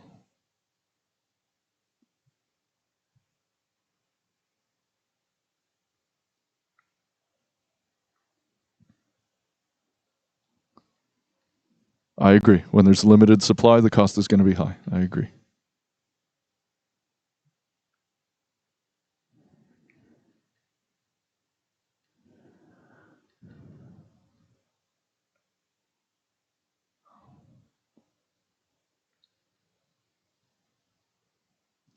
I think when you're running a business,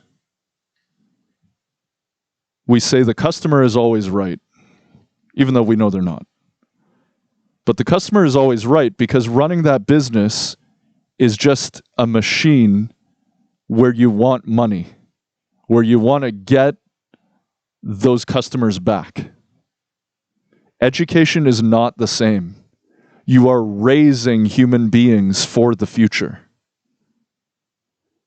If those human beings are treated like a customer base, then you are not incentivized to prepare them for the future. You're incentivized to do whatever it takes to just be popular for the sake of it, so that you get voted back in by the customer base. And you're breeding little people that are going to always think that they're in charge, which is detrimental to society.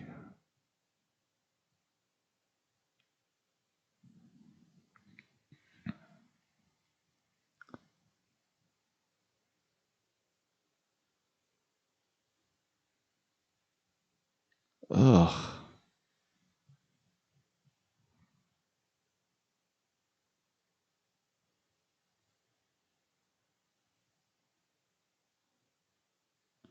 The private school kids ripped on you for stupid crap, like what you were wearing or whatever. But man, that's what Stan was talking about earlier. You felt like you had it rough, but because of your hard grind, because you lived a normal life, you're a better employee. You trained yourself to have some work ethic, right? If you're born with an extreme silver spoon in your mouth,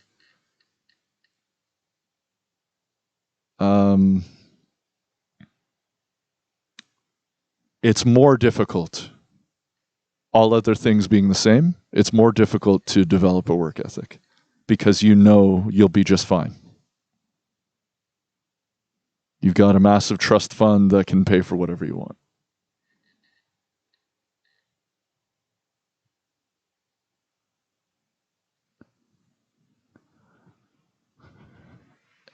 My point is that it cannot be treated as a customer base because it is not as simple as any other business.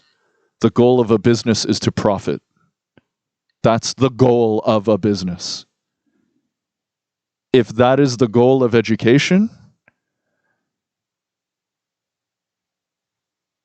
then the countrywide economy will suffer. Because you'll be raising people that don't know how to work. And you'll be raising people that really don't know much. Because they'll be making the decisions based on whatever little amount, as little work that they can do in high school, they'll make the decisions to make that happen. Which means they won't know as much by the end of it, which means they won't be prepared to learn as much later.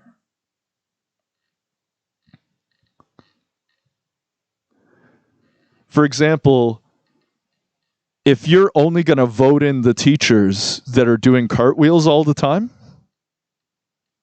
right? Let's say there's a teacher, as an extreme example, that does cartwheels all the time and laughs like Krusty the Clown. Kids are going to love that. Good luck falling asleep to that. They'll vote that teacher in. Is that the education that they should get? Is that the supply and demand that should be there? Should they be the ones deciding what education they get? Like, where do we draw the line? We can't raise kids anymore? Are kids the customer base of the family? Kids don't know what's best for them. They know what they want, but that does not match up with what's best for them. And a lot of grown-ups are that way as well.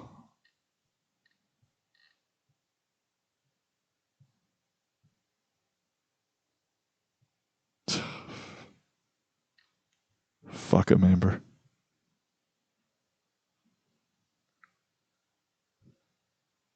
Through that suffering, through that crap you hear from those private school kids, man, Rock would have been a complete shelter to that crap. That's what Rock is. It's everybody who dealt with that garbage all banding together and hanging out and saying, we don't need that shit.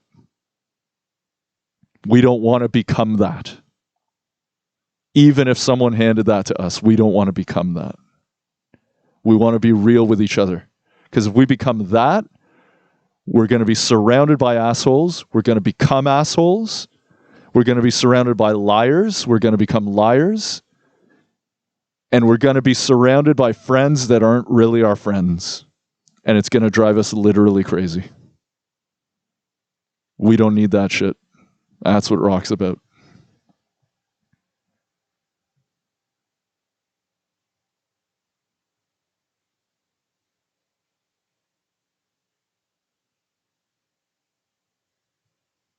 One went to 2 universities and is currently working in the USA.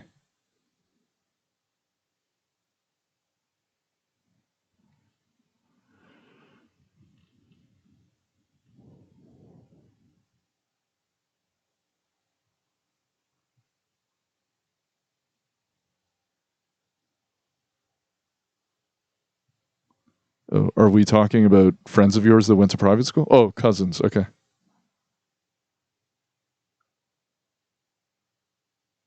Yeah, I was very selective with my words, Emerson.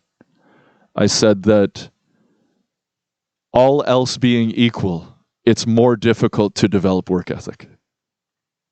I was very, very careful with my words.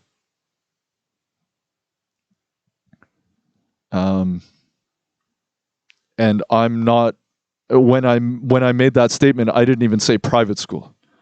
I said, if you're born with a silver spoon in your mouth, all other things being equal, it is more difficult to develop a work ethic. I didn't say private school in that sentence.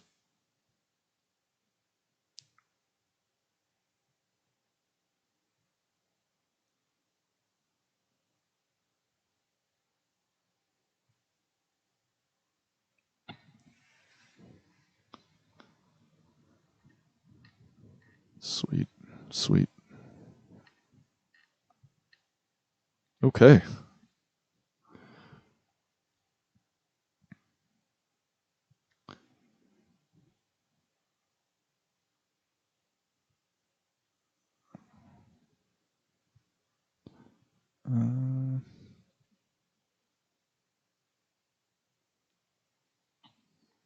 No, I just said that I'm not.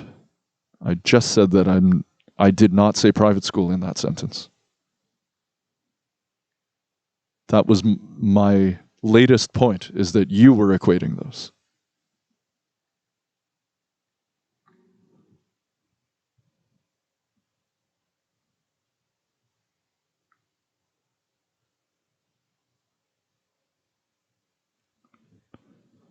Nothing wrong with quirkiness. If everybody was a sheep, man, we'd be even more screwed right now.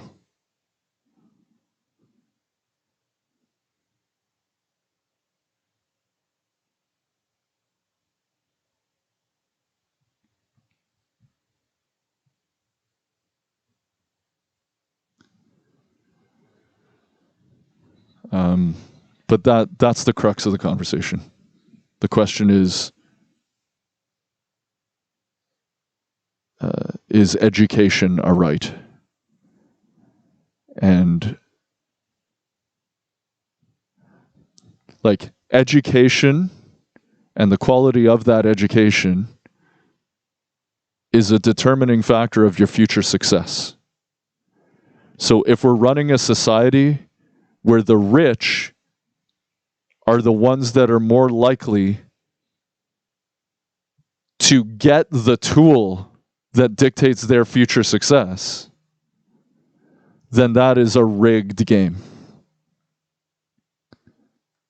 There's too much of being born into success. Because if you want true productivity in your economy, since you're thinking economics-wise, you're going to want everyone to be born into a clean slate where everyone's got an equal chance. That's a productive economy.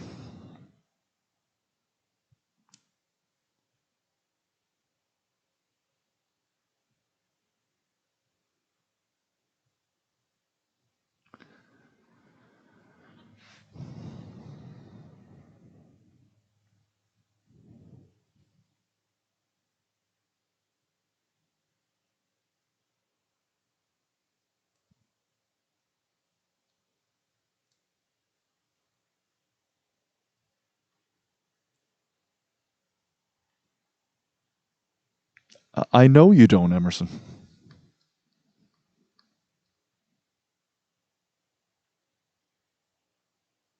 You're one of the most free market people I've ever met. So earlier when you said I was making assumptions about you, I don't think they're assumptions.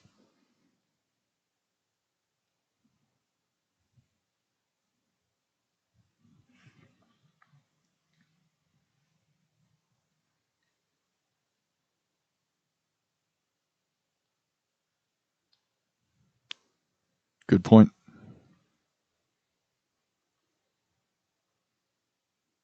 Or maybe your point is that we would miss that.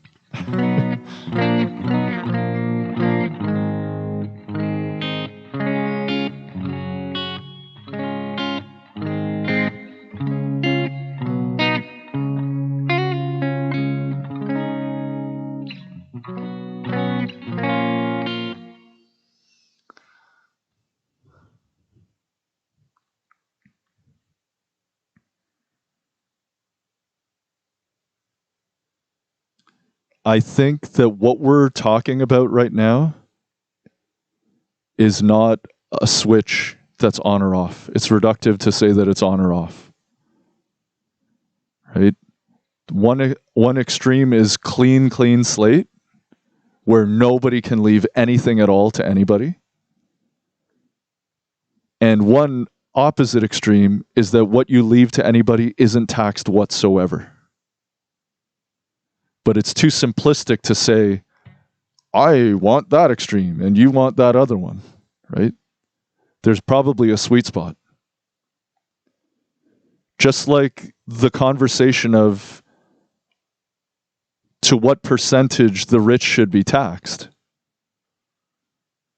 It's too simplistic to say, I think the rich should be taxed 100, and you think the rich should be taxed 0. No, there's some sweet spot. And if the distribution of wealth gets too insane, too extreme, the division between rich and poor, then that means the distribution of taxes is not. Yeah, see, you're the total extreme. You're the total extreme, that it shouldn't be taxed at all.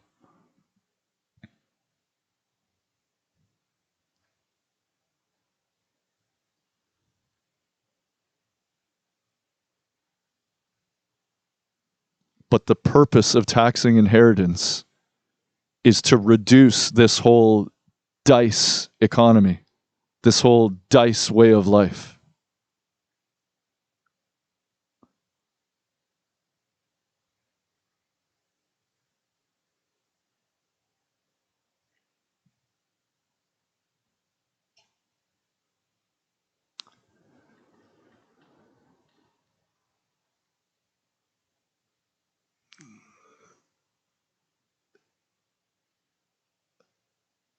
Through discourse, people say things like, I don't know, there's some people buying their 10th yacht, and there's some people that don't have clean drinking water.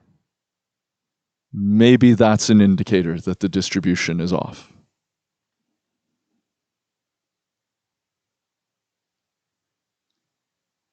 Yeah, and that mentality is not giving a shit about anybody.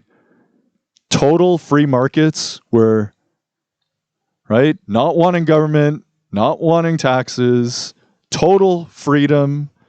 That's the nobody should have to give a shit about anybody. That's the society you want. Can you imagine if we didn't have CERB when this happened? Now you're saying, okay, we wouldn't even need it. We should have just kept everything open. Fuck. Well, that's not giving a shit about some people that are vulnerable.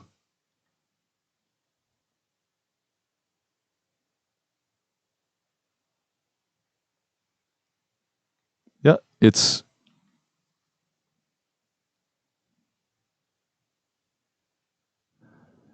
too reductive, and that's what makes you believe the things you believe right now, Emerson, is that you get into arguments with people about capitalism versus communism. Like it's one or the other, or capitalism versus socialism. It is a spectrum. And we have strong, strong gratitude for what happened in the world when it started to beat out communism. But that does not prove that there isn't some excessive point where it can go too far.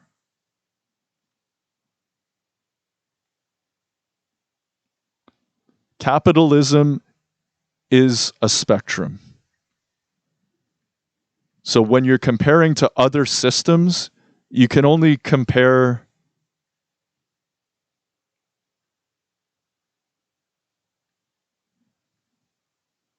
Yeah.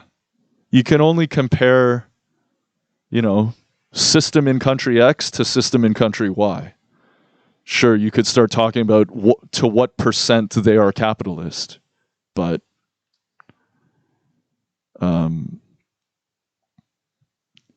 that's the confusion. That's the conflation that people make. Is that somebody making the statement that capitalism is too extreme and has gone too far should not be conflated with someone attacking what capitalism has given us in the past. It's a complicated thing, but there's got to be some kind of sweet spot or some kind of range that's more reasonable.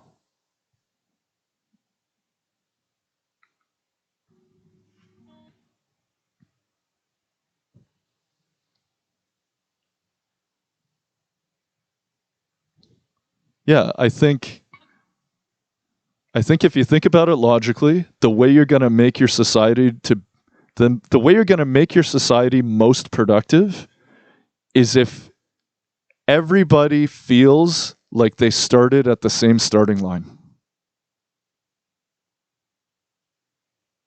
It can go too far in terms of if you define capitalism as the degree to which markets are free, right? For example, getting rid of taxes to some extent, that can go too far. Getting rid of regulations, that can go too far. Right? Those are aspects of capitalism. Capitalism in excess.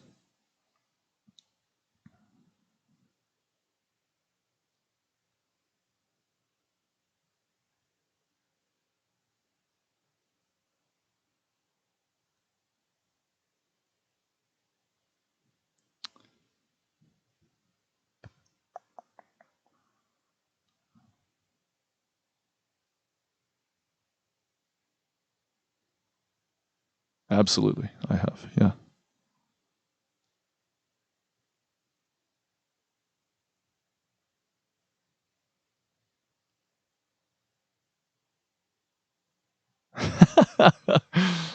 Maybe that's why I get so into it as well, Amber. And like I tell Emerson, it's not to fight. I don't like fighting. I don't like confrontation. It's just, these are just such important topics. Right? And people that never want to rock the boat at all, they never want to talk about any of this stuff. Right? Because it leads to confrontation. But if too many people are that way and nobody's talking about it, then it just becomes a mess. Okay. Well, so it worked on your debate skills there.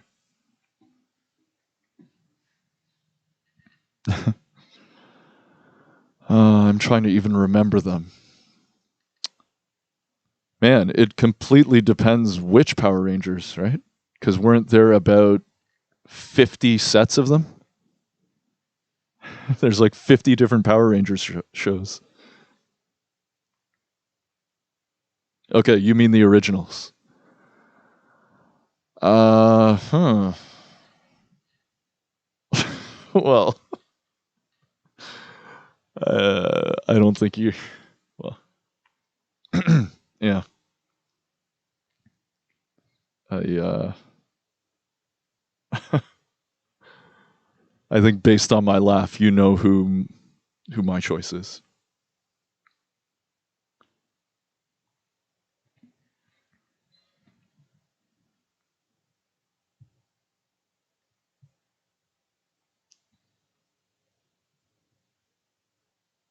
But it wouldn't be much of a debate at all. Yeah, exactly. It's not that I'm thinking this through. It's not that I have the reasoning. It's that it's it's that any thoughts I ever would have had about that show are from when I'm a kid, right? So it's hardly thought through. Oh, you chose Billy. Nice. The Black Ranger. The Black Ranger wasn't black. Who was the black one? So sorry, one of them was black, right? But he wasn't the Black Ranger.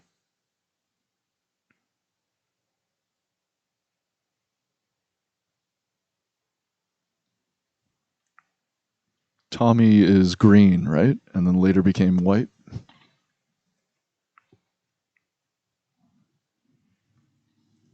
I'm surprised your kids have even seen the original. The black one was black. Oh, okay.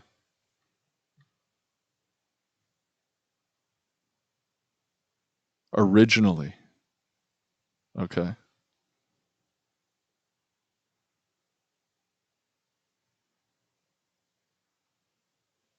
Hmm.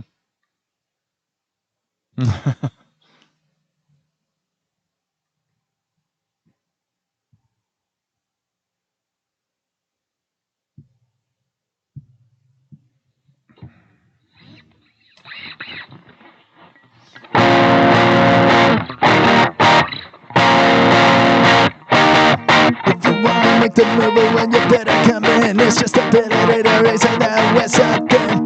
Living and dying, and the stars are true. Seeking to a good life, knowing where you go.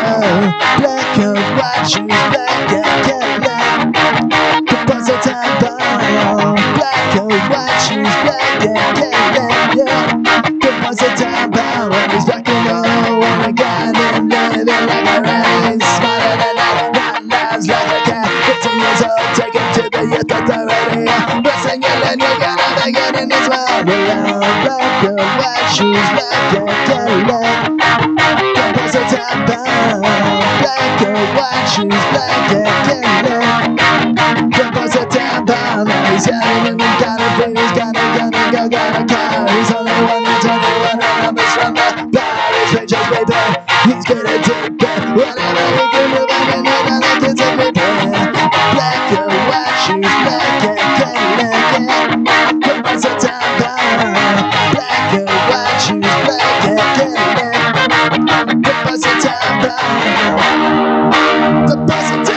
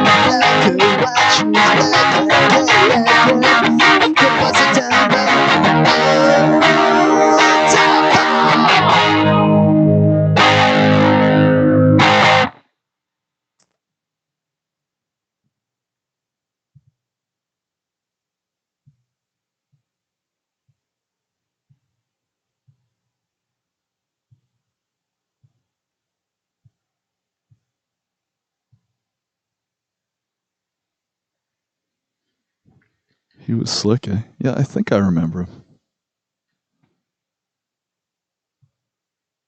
Oh, I see you.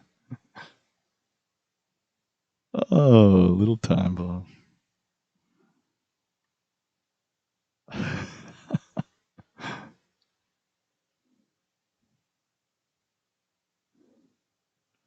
So you lust after a Power Ranger and keep your eyes shut, right? Then you meet up with the Tinder date.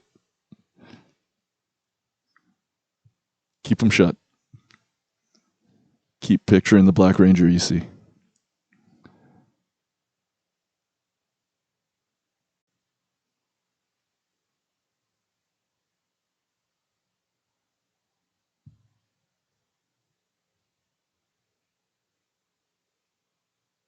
Anybody there?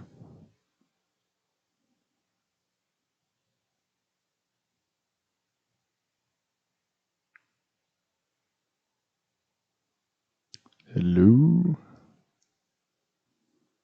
Oh, hey. Okay. Huh.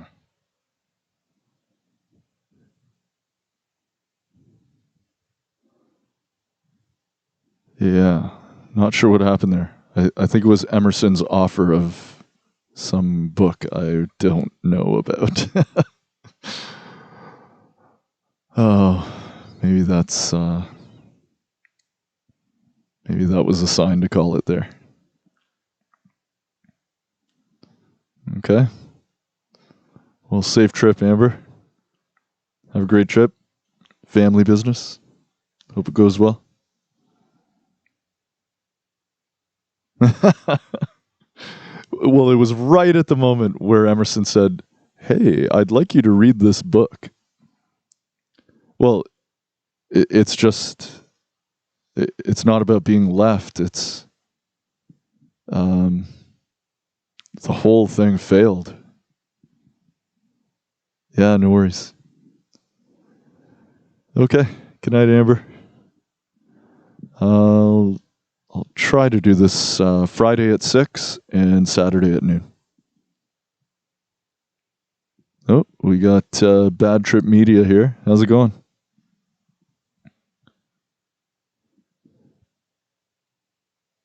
Bad Trip, are you on a phone? Hey, and we have Hinto. How's it going? I don't know. Maybe I will keep playing. We've got a few people here at least. Nice, Bad Trip. You're on a PC. Okay. I don't know, man. It doesn't even show me that anybody's on Twitch. So I thought it was a phone thing. I thought it was whenever anybody's on their phone. No, I didn't. I'll do that right now, Hinta.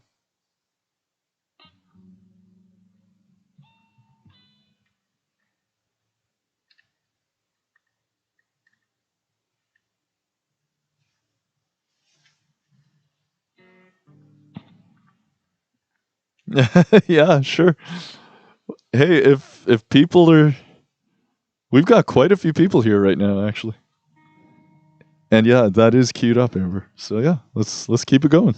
Right as I said goodbye to you, then we heard more people. All right, here we go.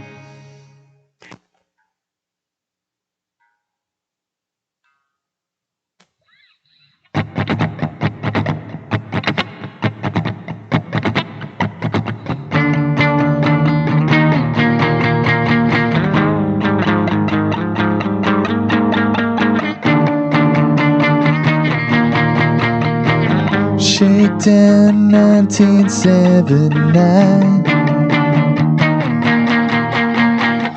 Cool kids never had the time. Oh, live wire right above the street. You and I should meet.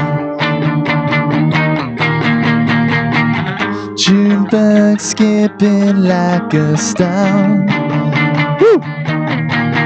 With the headlights pointed at the dawn. We were sure we'd never see an end to it all. And I don't even get to shake these zipper blues.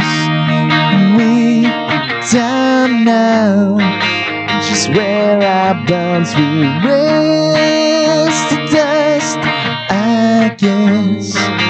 Forgotten and absorbed to the earth below. Love you guys.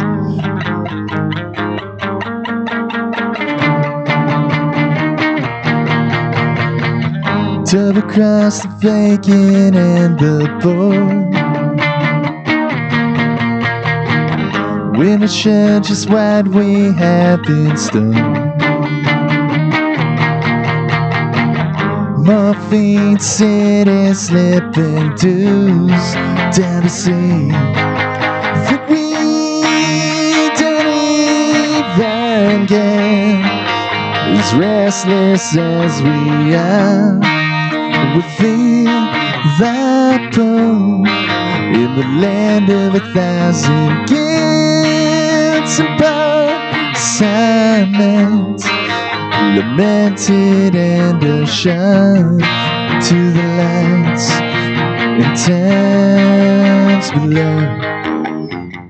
Faster than the speed of sound, faster than without we'd go beneath the sun if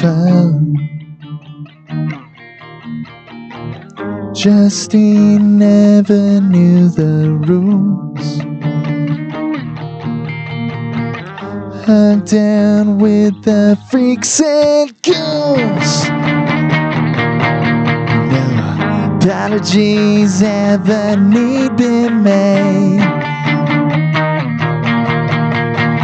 I know you better than you fake it to see.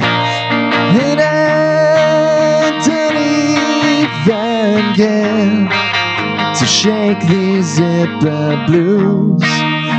We don't know just where our bones we raise to dust, I guess. Forgotten and absorbed to the earth below. Street heats the urgency of now. As you see, there's no one around.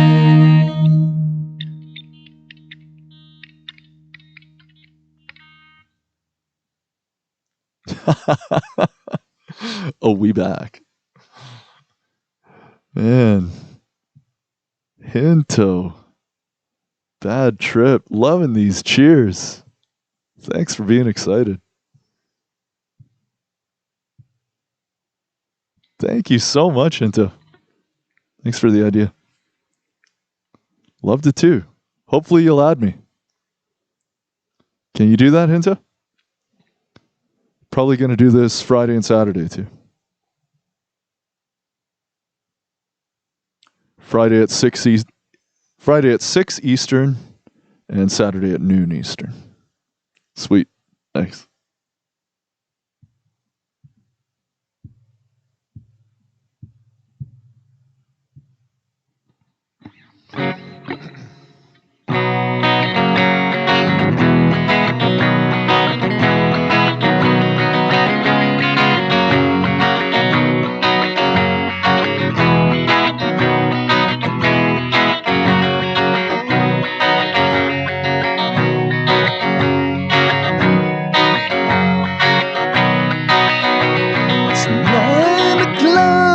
Saturday, the regular crowd shuffles in.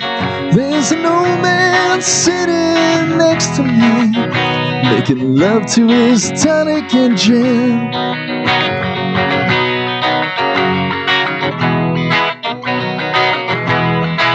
This reminds me of Minority. He says, son, can you play me a memory? I'm not really sure how it goes, but it's sad and it's sweet and I knew it complete. And I wore a younger man's clothes. La-la-di-da, la-di-da, la-di-da,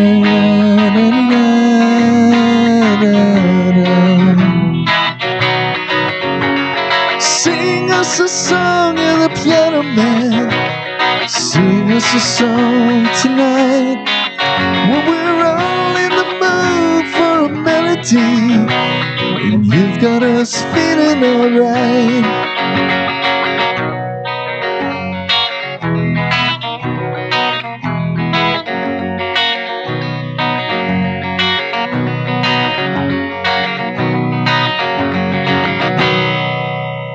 Now John at the bar is a friend of mine.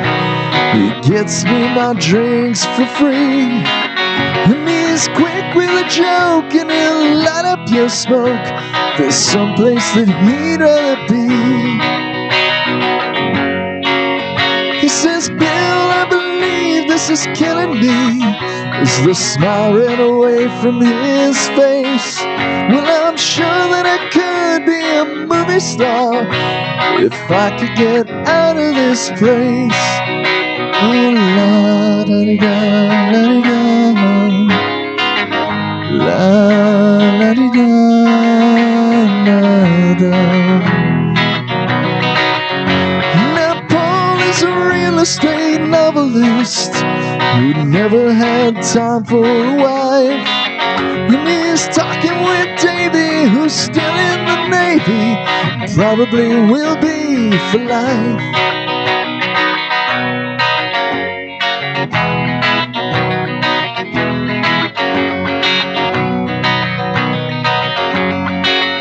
And the waitress is practicing politics as the businessman slowly gets stoned.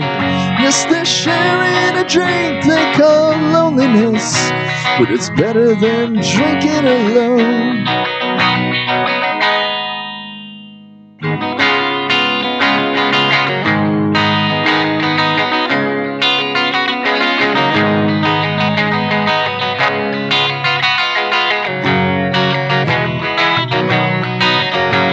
Sing us a song in the piano man. Sing us a song tonight. Well, we're all in the mood for a melody. You've got us feeling alright.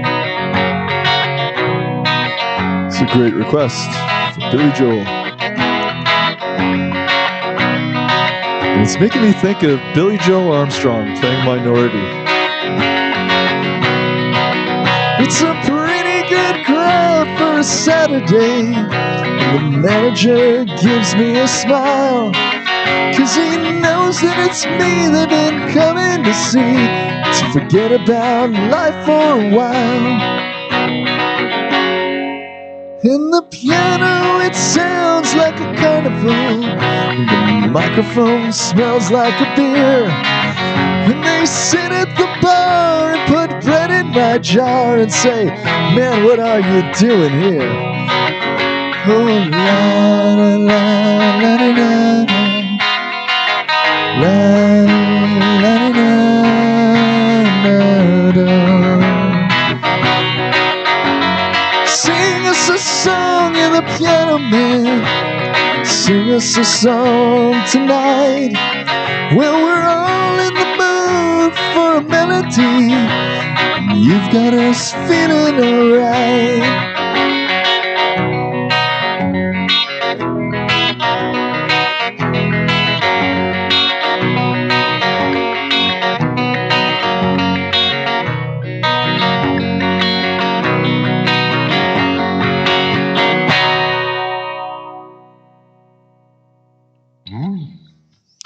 It still says OBS disconnected, reconnecting ... It's throwing me off.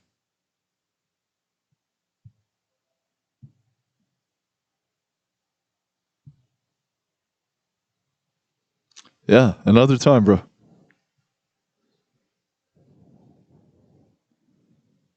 Sounds great. Oh, thanks, Amber. Chat unavailable. Ugh. Why did I choose Pumpkins? My favorite album of all time is Melancholy and the Infinite Sadness.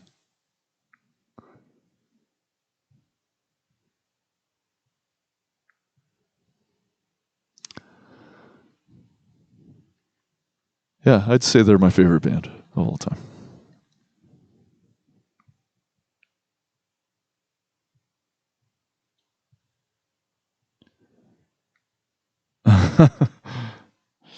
Emerson, you couldn't take a hint when you asked me if I'd read the book. I made the entire OBS screw up. No, sorry. Not gonna lie, I've never actually read a book. But keep that to yourself. It's not that I'm illiterate. I've just never actually read a book. I've read plenty of magazines, lots and lots and lots of magazines.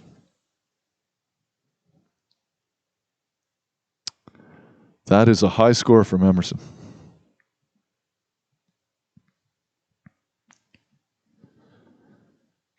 Okay.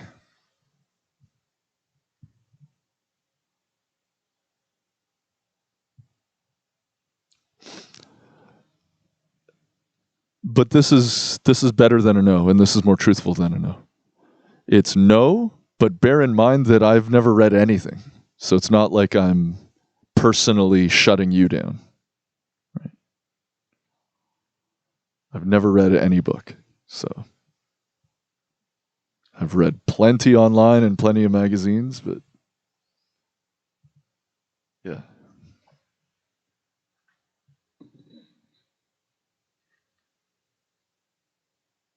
Oh, yeah.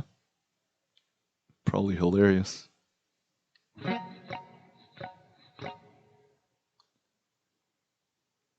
I read some chapters in high school. But yeah, I never read through a whole book. Like, I think I would read through enough chapters to be able to say to myself, you could write an essay about this at this point.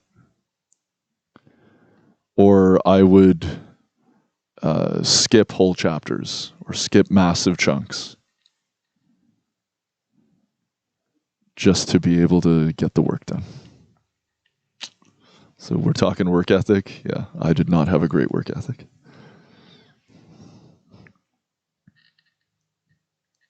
Oh, yeah.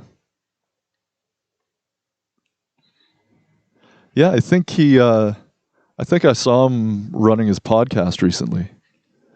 And he was almost as smart as us, the way we're talking.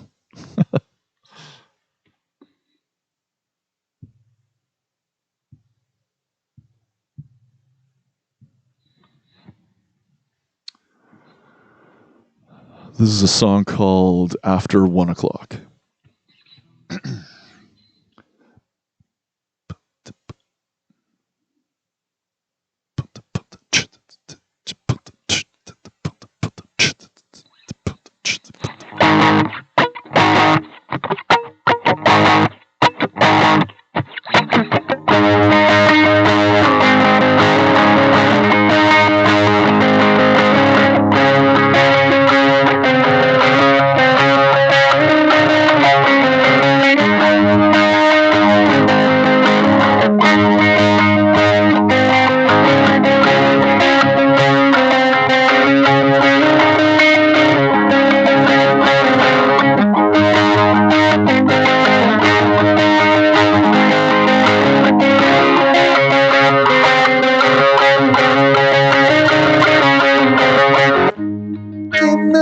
Above the edge, kinda like a little rush you get when you're standing close to death. Like you're driving me crazy. Hold on as we crash into the earth. Little pain will help us suffer when you're hurt for real. Cause you're driving me crazy. But your lips, world's a robbery. To your grin inside, you're killing me. All along we talked of forever. Kinda think we won't get better. It's the longest start and it's not too far away. But you know, I'm here to stay. We'll stay at our home after midnight. Alone, alone in the stairwell. Fall apart in the weekend. These nights go on and on and on.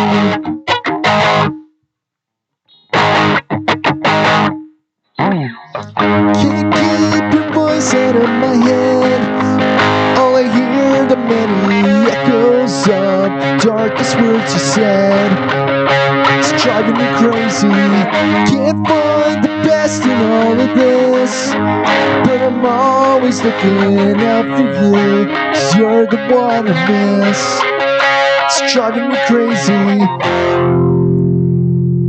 With me to your grin inside, killing me. All along we talked up forever. Kinda think that we won't get better. It's a long start and it's not too far away. Did you know we're here to stay? We'll stay at your home after midnight. Keep alone in the stairwell. Fall apart on the weekend. These nights go on and on and on. Stay at your home after midnight. On and on in the stairwell. We'll fall apart on the weekend. These nights go on and on and on. We'll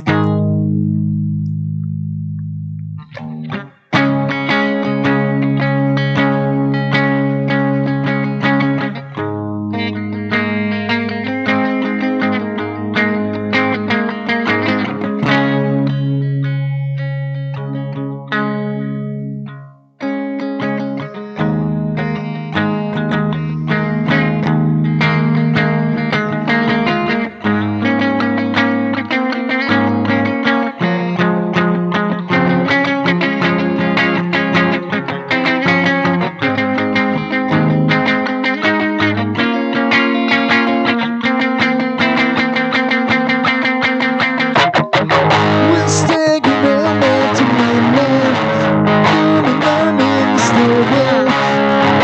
Part of the weekend, these nights go on and on and on. We'll stay around after midnight, running on in the stairwell.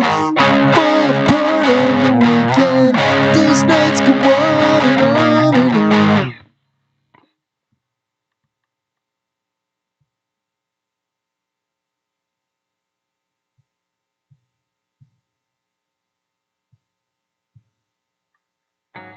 Oh, where'd you meet Tom Green?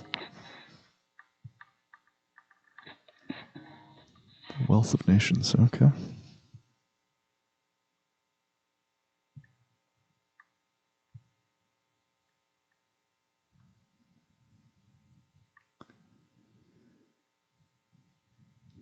I got picked because I made security. Oh, picked by. Okay.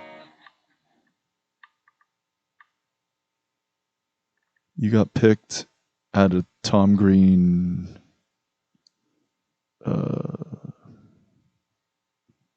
Like a kind of show? Was he kind of doing stand up or? I love the song too. It is awesome. Thank you, Amber. His show in Brampton. Was it stand up?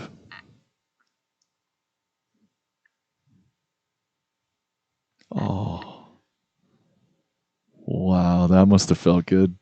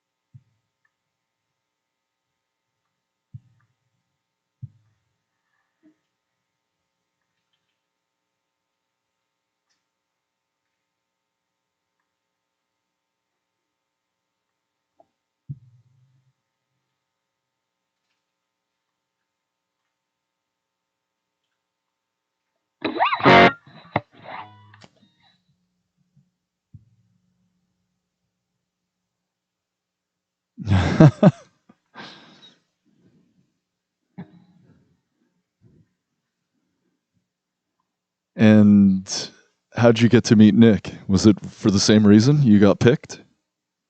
Or you knew in advance you were going to meet him? Maybe you told me this already.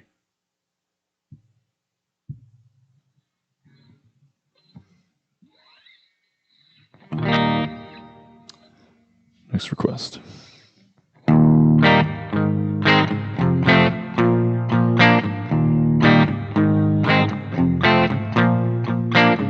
Met a girl, thought she was grand. Fell in love, found out firsthand. Went well for a week or two. Then it all came unglued. In a trap, shook back and grip. Thought I'd be the one who'd slip. Then I started to realize I was living one big lie. She fucking hates me.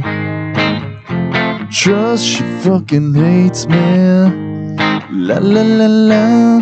I tried too hard and she tore my feelings like I had none and ripped them away. She was queen for about an hour. After that, she got sour. She took all I ever had. No sign of guilt, no feeling of bad. Now, in a chair, she fucking good. Gonna be a one slip. Then I started to realize I was living one big lie. She fucking hates me. Just she fucking hates me. La la la la. I tried too hard. She told my feelings like I had no. Everything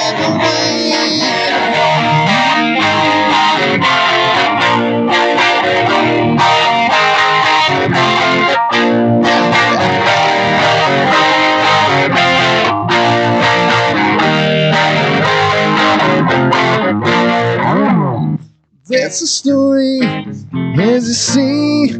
Learned my lesson and so did she. Now it's over and I'm glad. Son of a fool, I said she hates me. Trust, she fucking hates me. La la la la. I tried too hard and she told my feelings like I had one. Everything away, trust. La la la la la la. Trust. La la la la la. Trust. La la la. And she told my feelings like I had none. Everything away, she fucking hates me.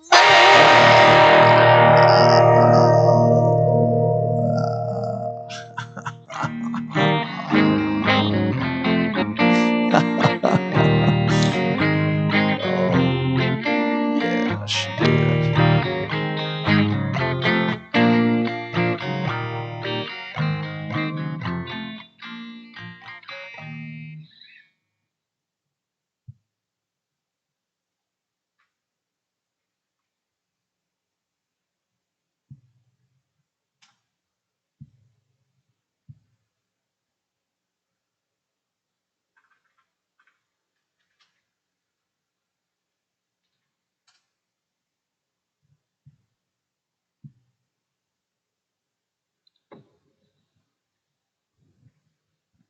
Yeah. You're the dude singing about you hating him.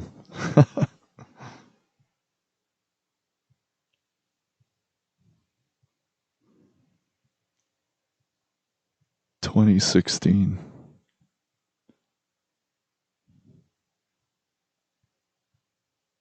2016, you met both of them. Okay. Made people laugh. Nice. So that's how you got in.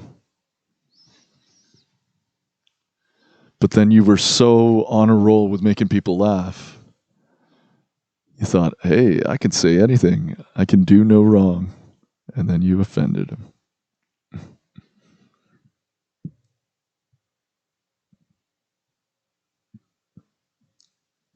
You're the dude singing.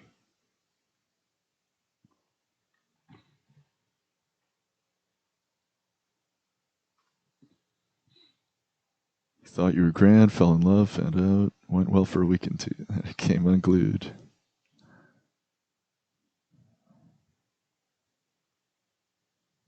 Ah.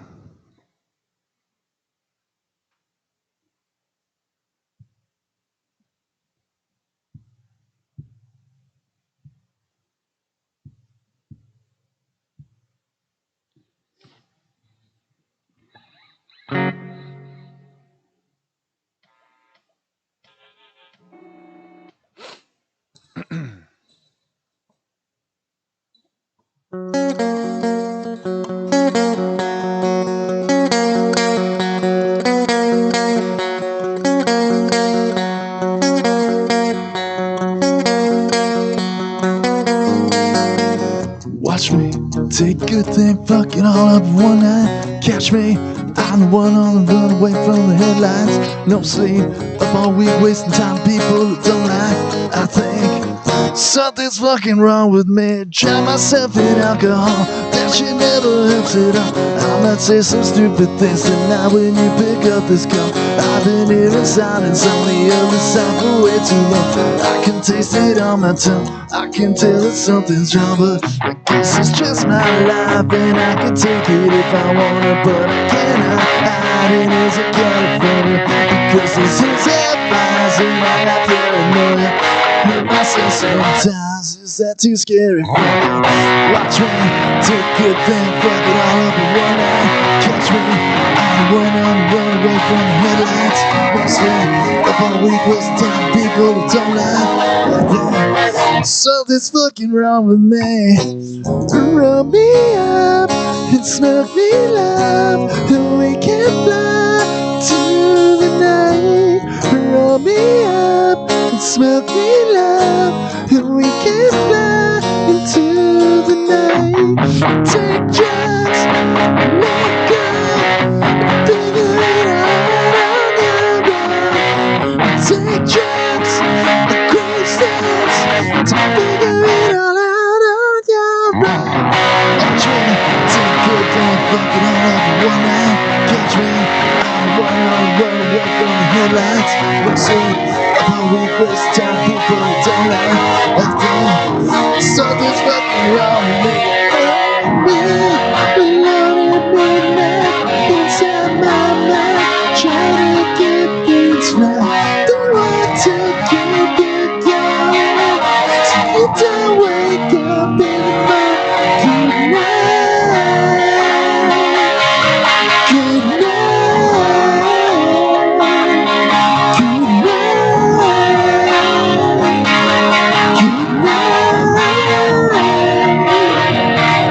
night. Alone at midnight, good night,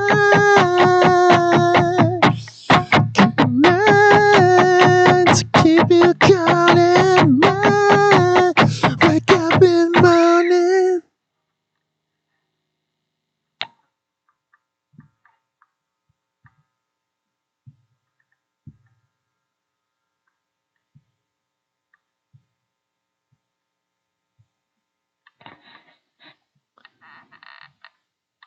You're too funny for your own good. He wanted you to be his clown. Oh, weird. That's weird. You're welcome. Thank you so much.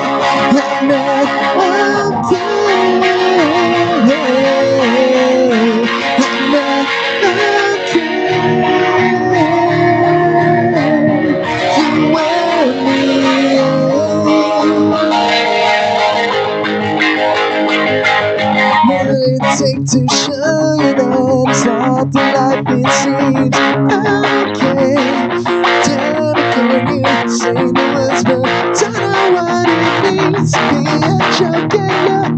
Loving a life without a hook. You're too close since we both shook. But the last time I took you gonna look.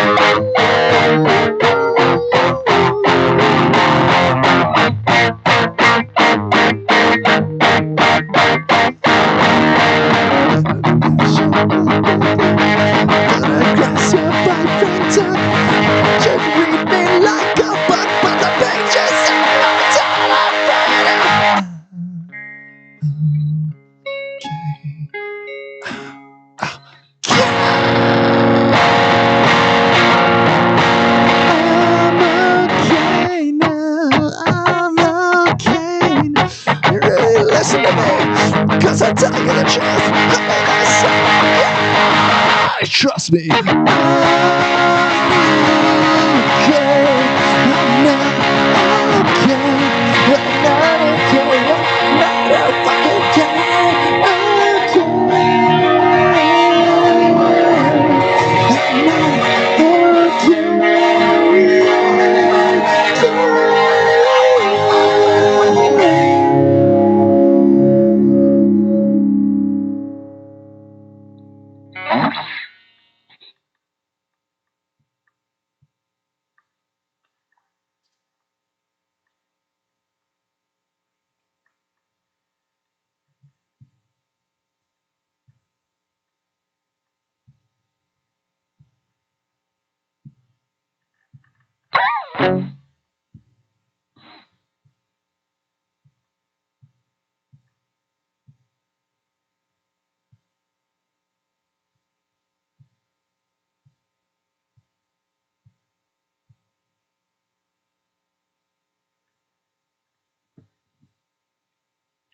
That's so weird.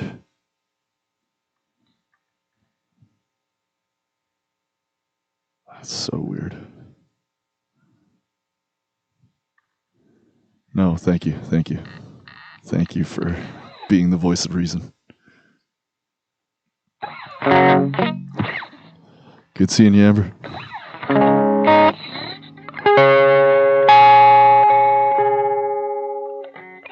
Thank you. Thanks for being here.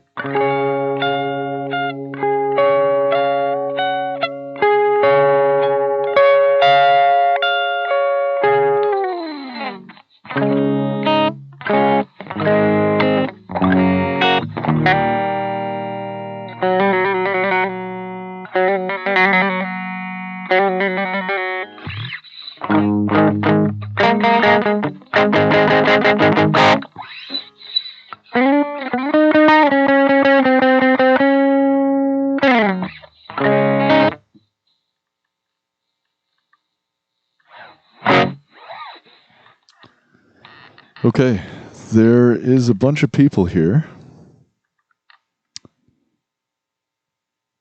but is anybody going to talk?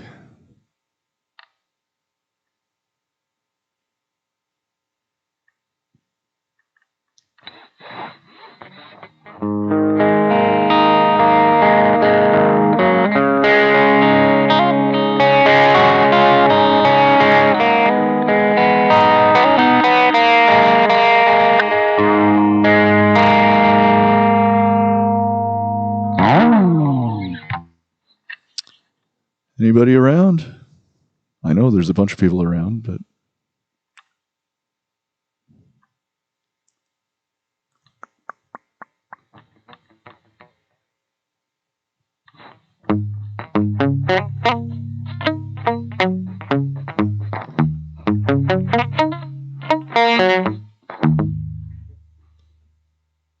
okay. Well, if there's no talkers, I think I'll call it there.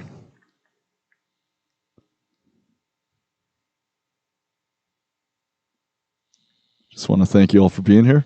Hope you had a good night. It's quite the conversation, too. All right, so be sure to add me so that you know when the next one's happening. It should be Friday at 6 Eastern.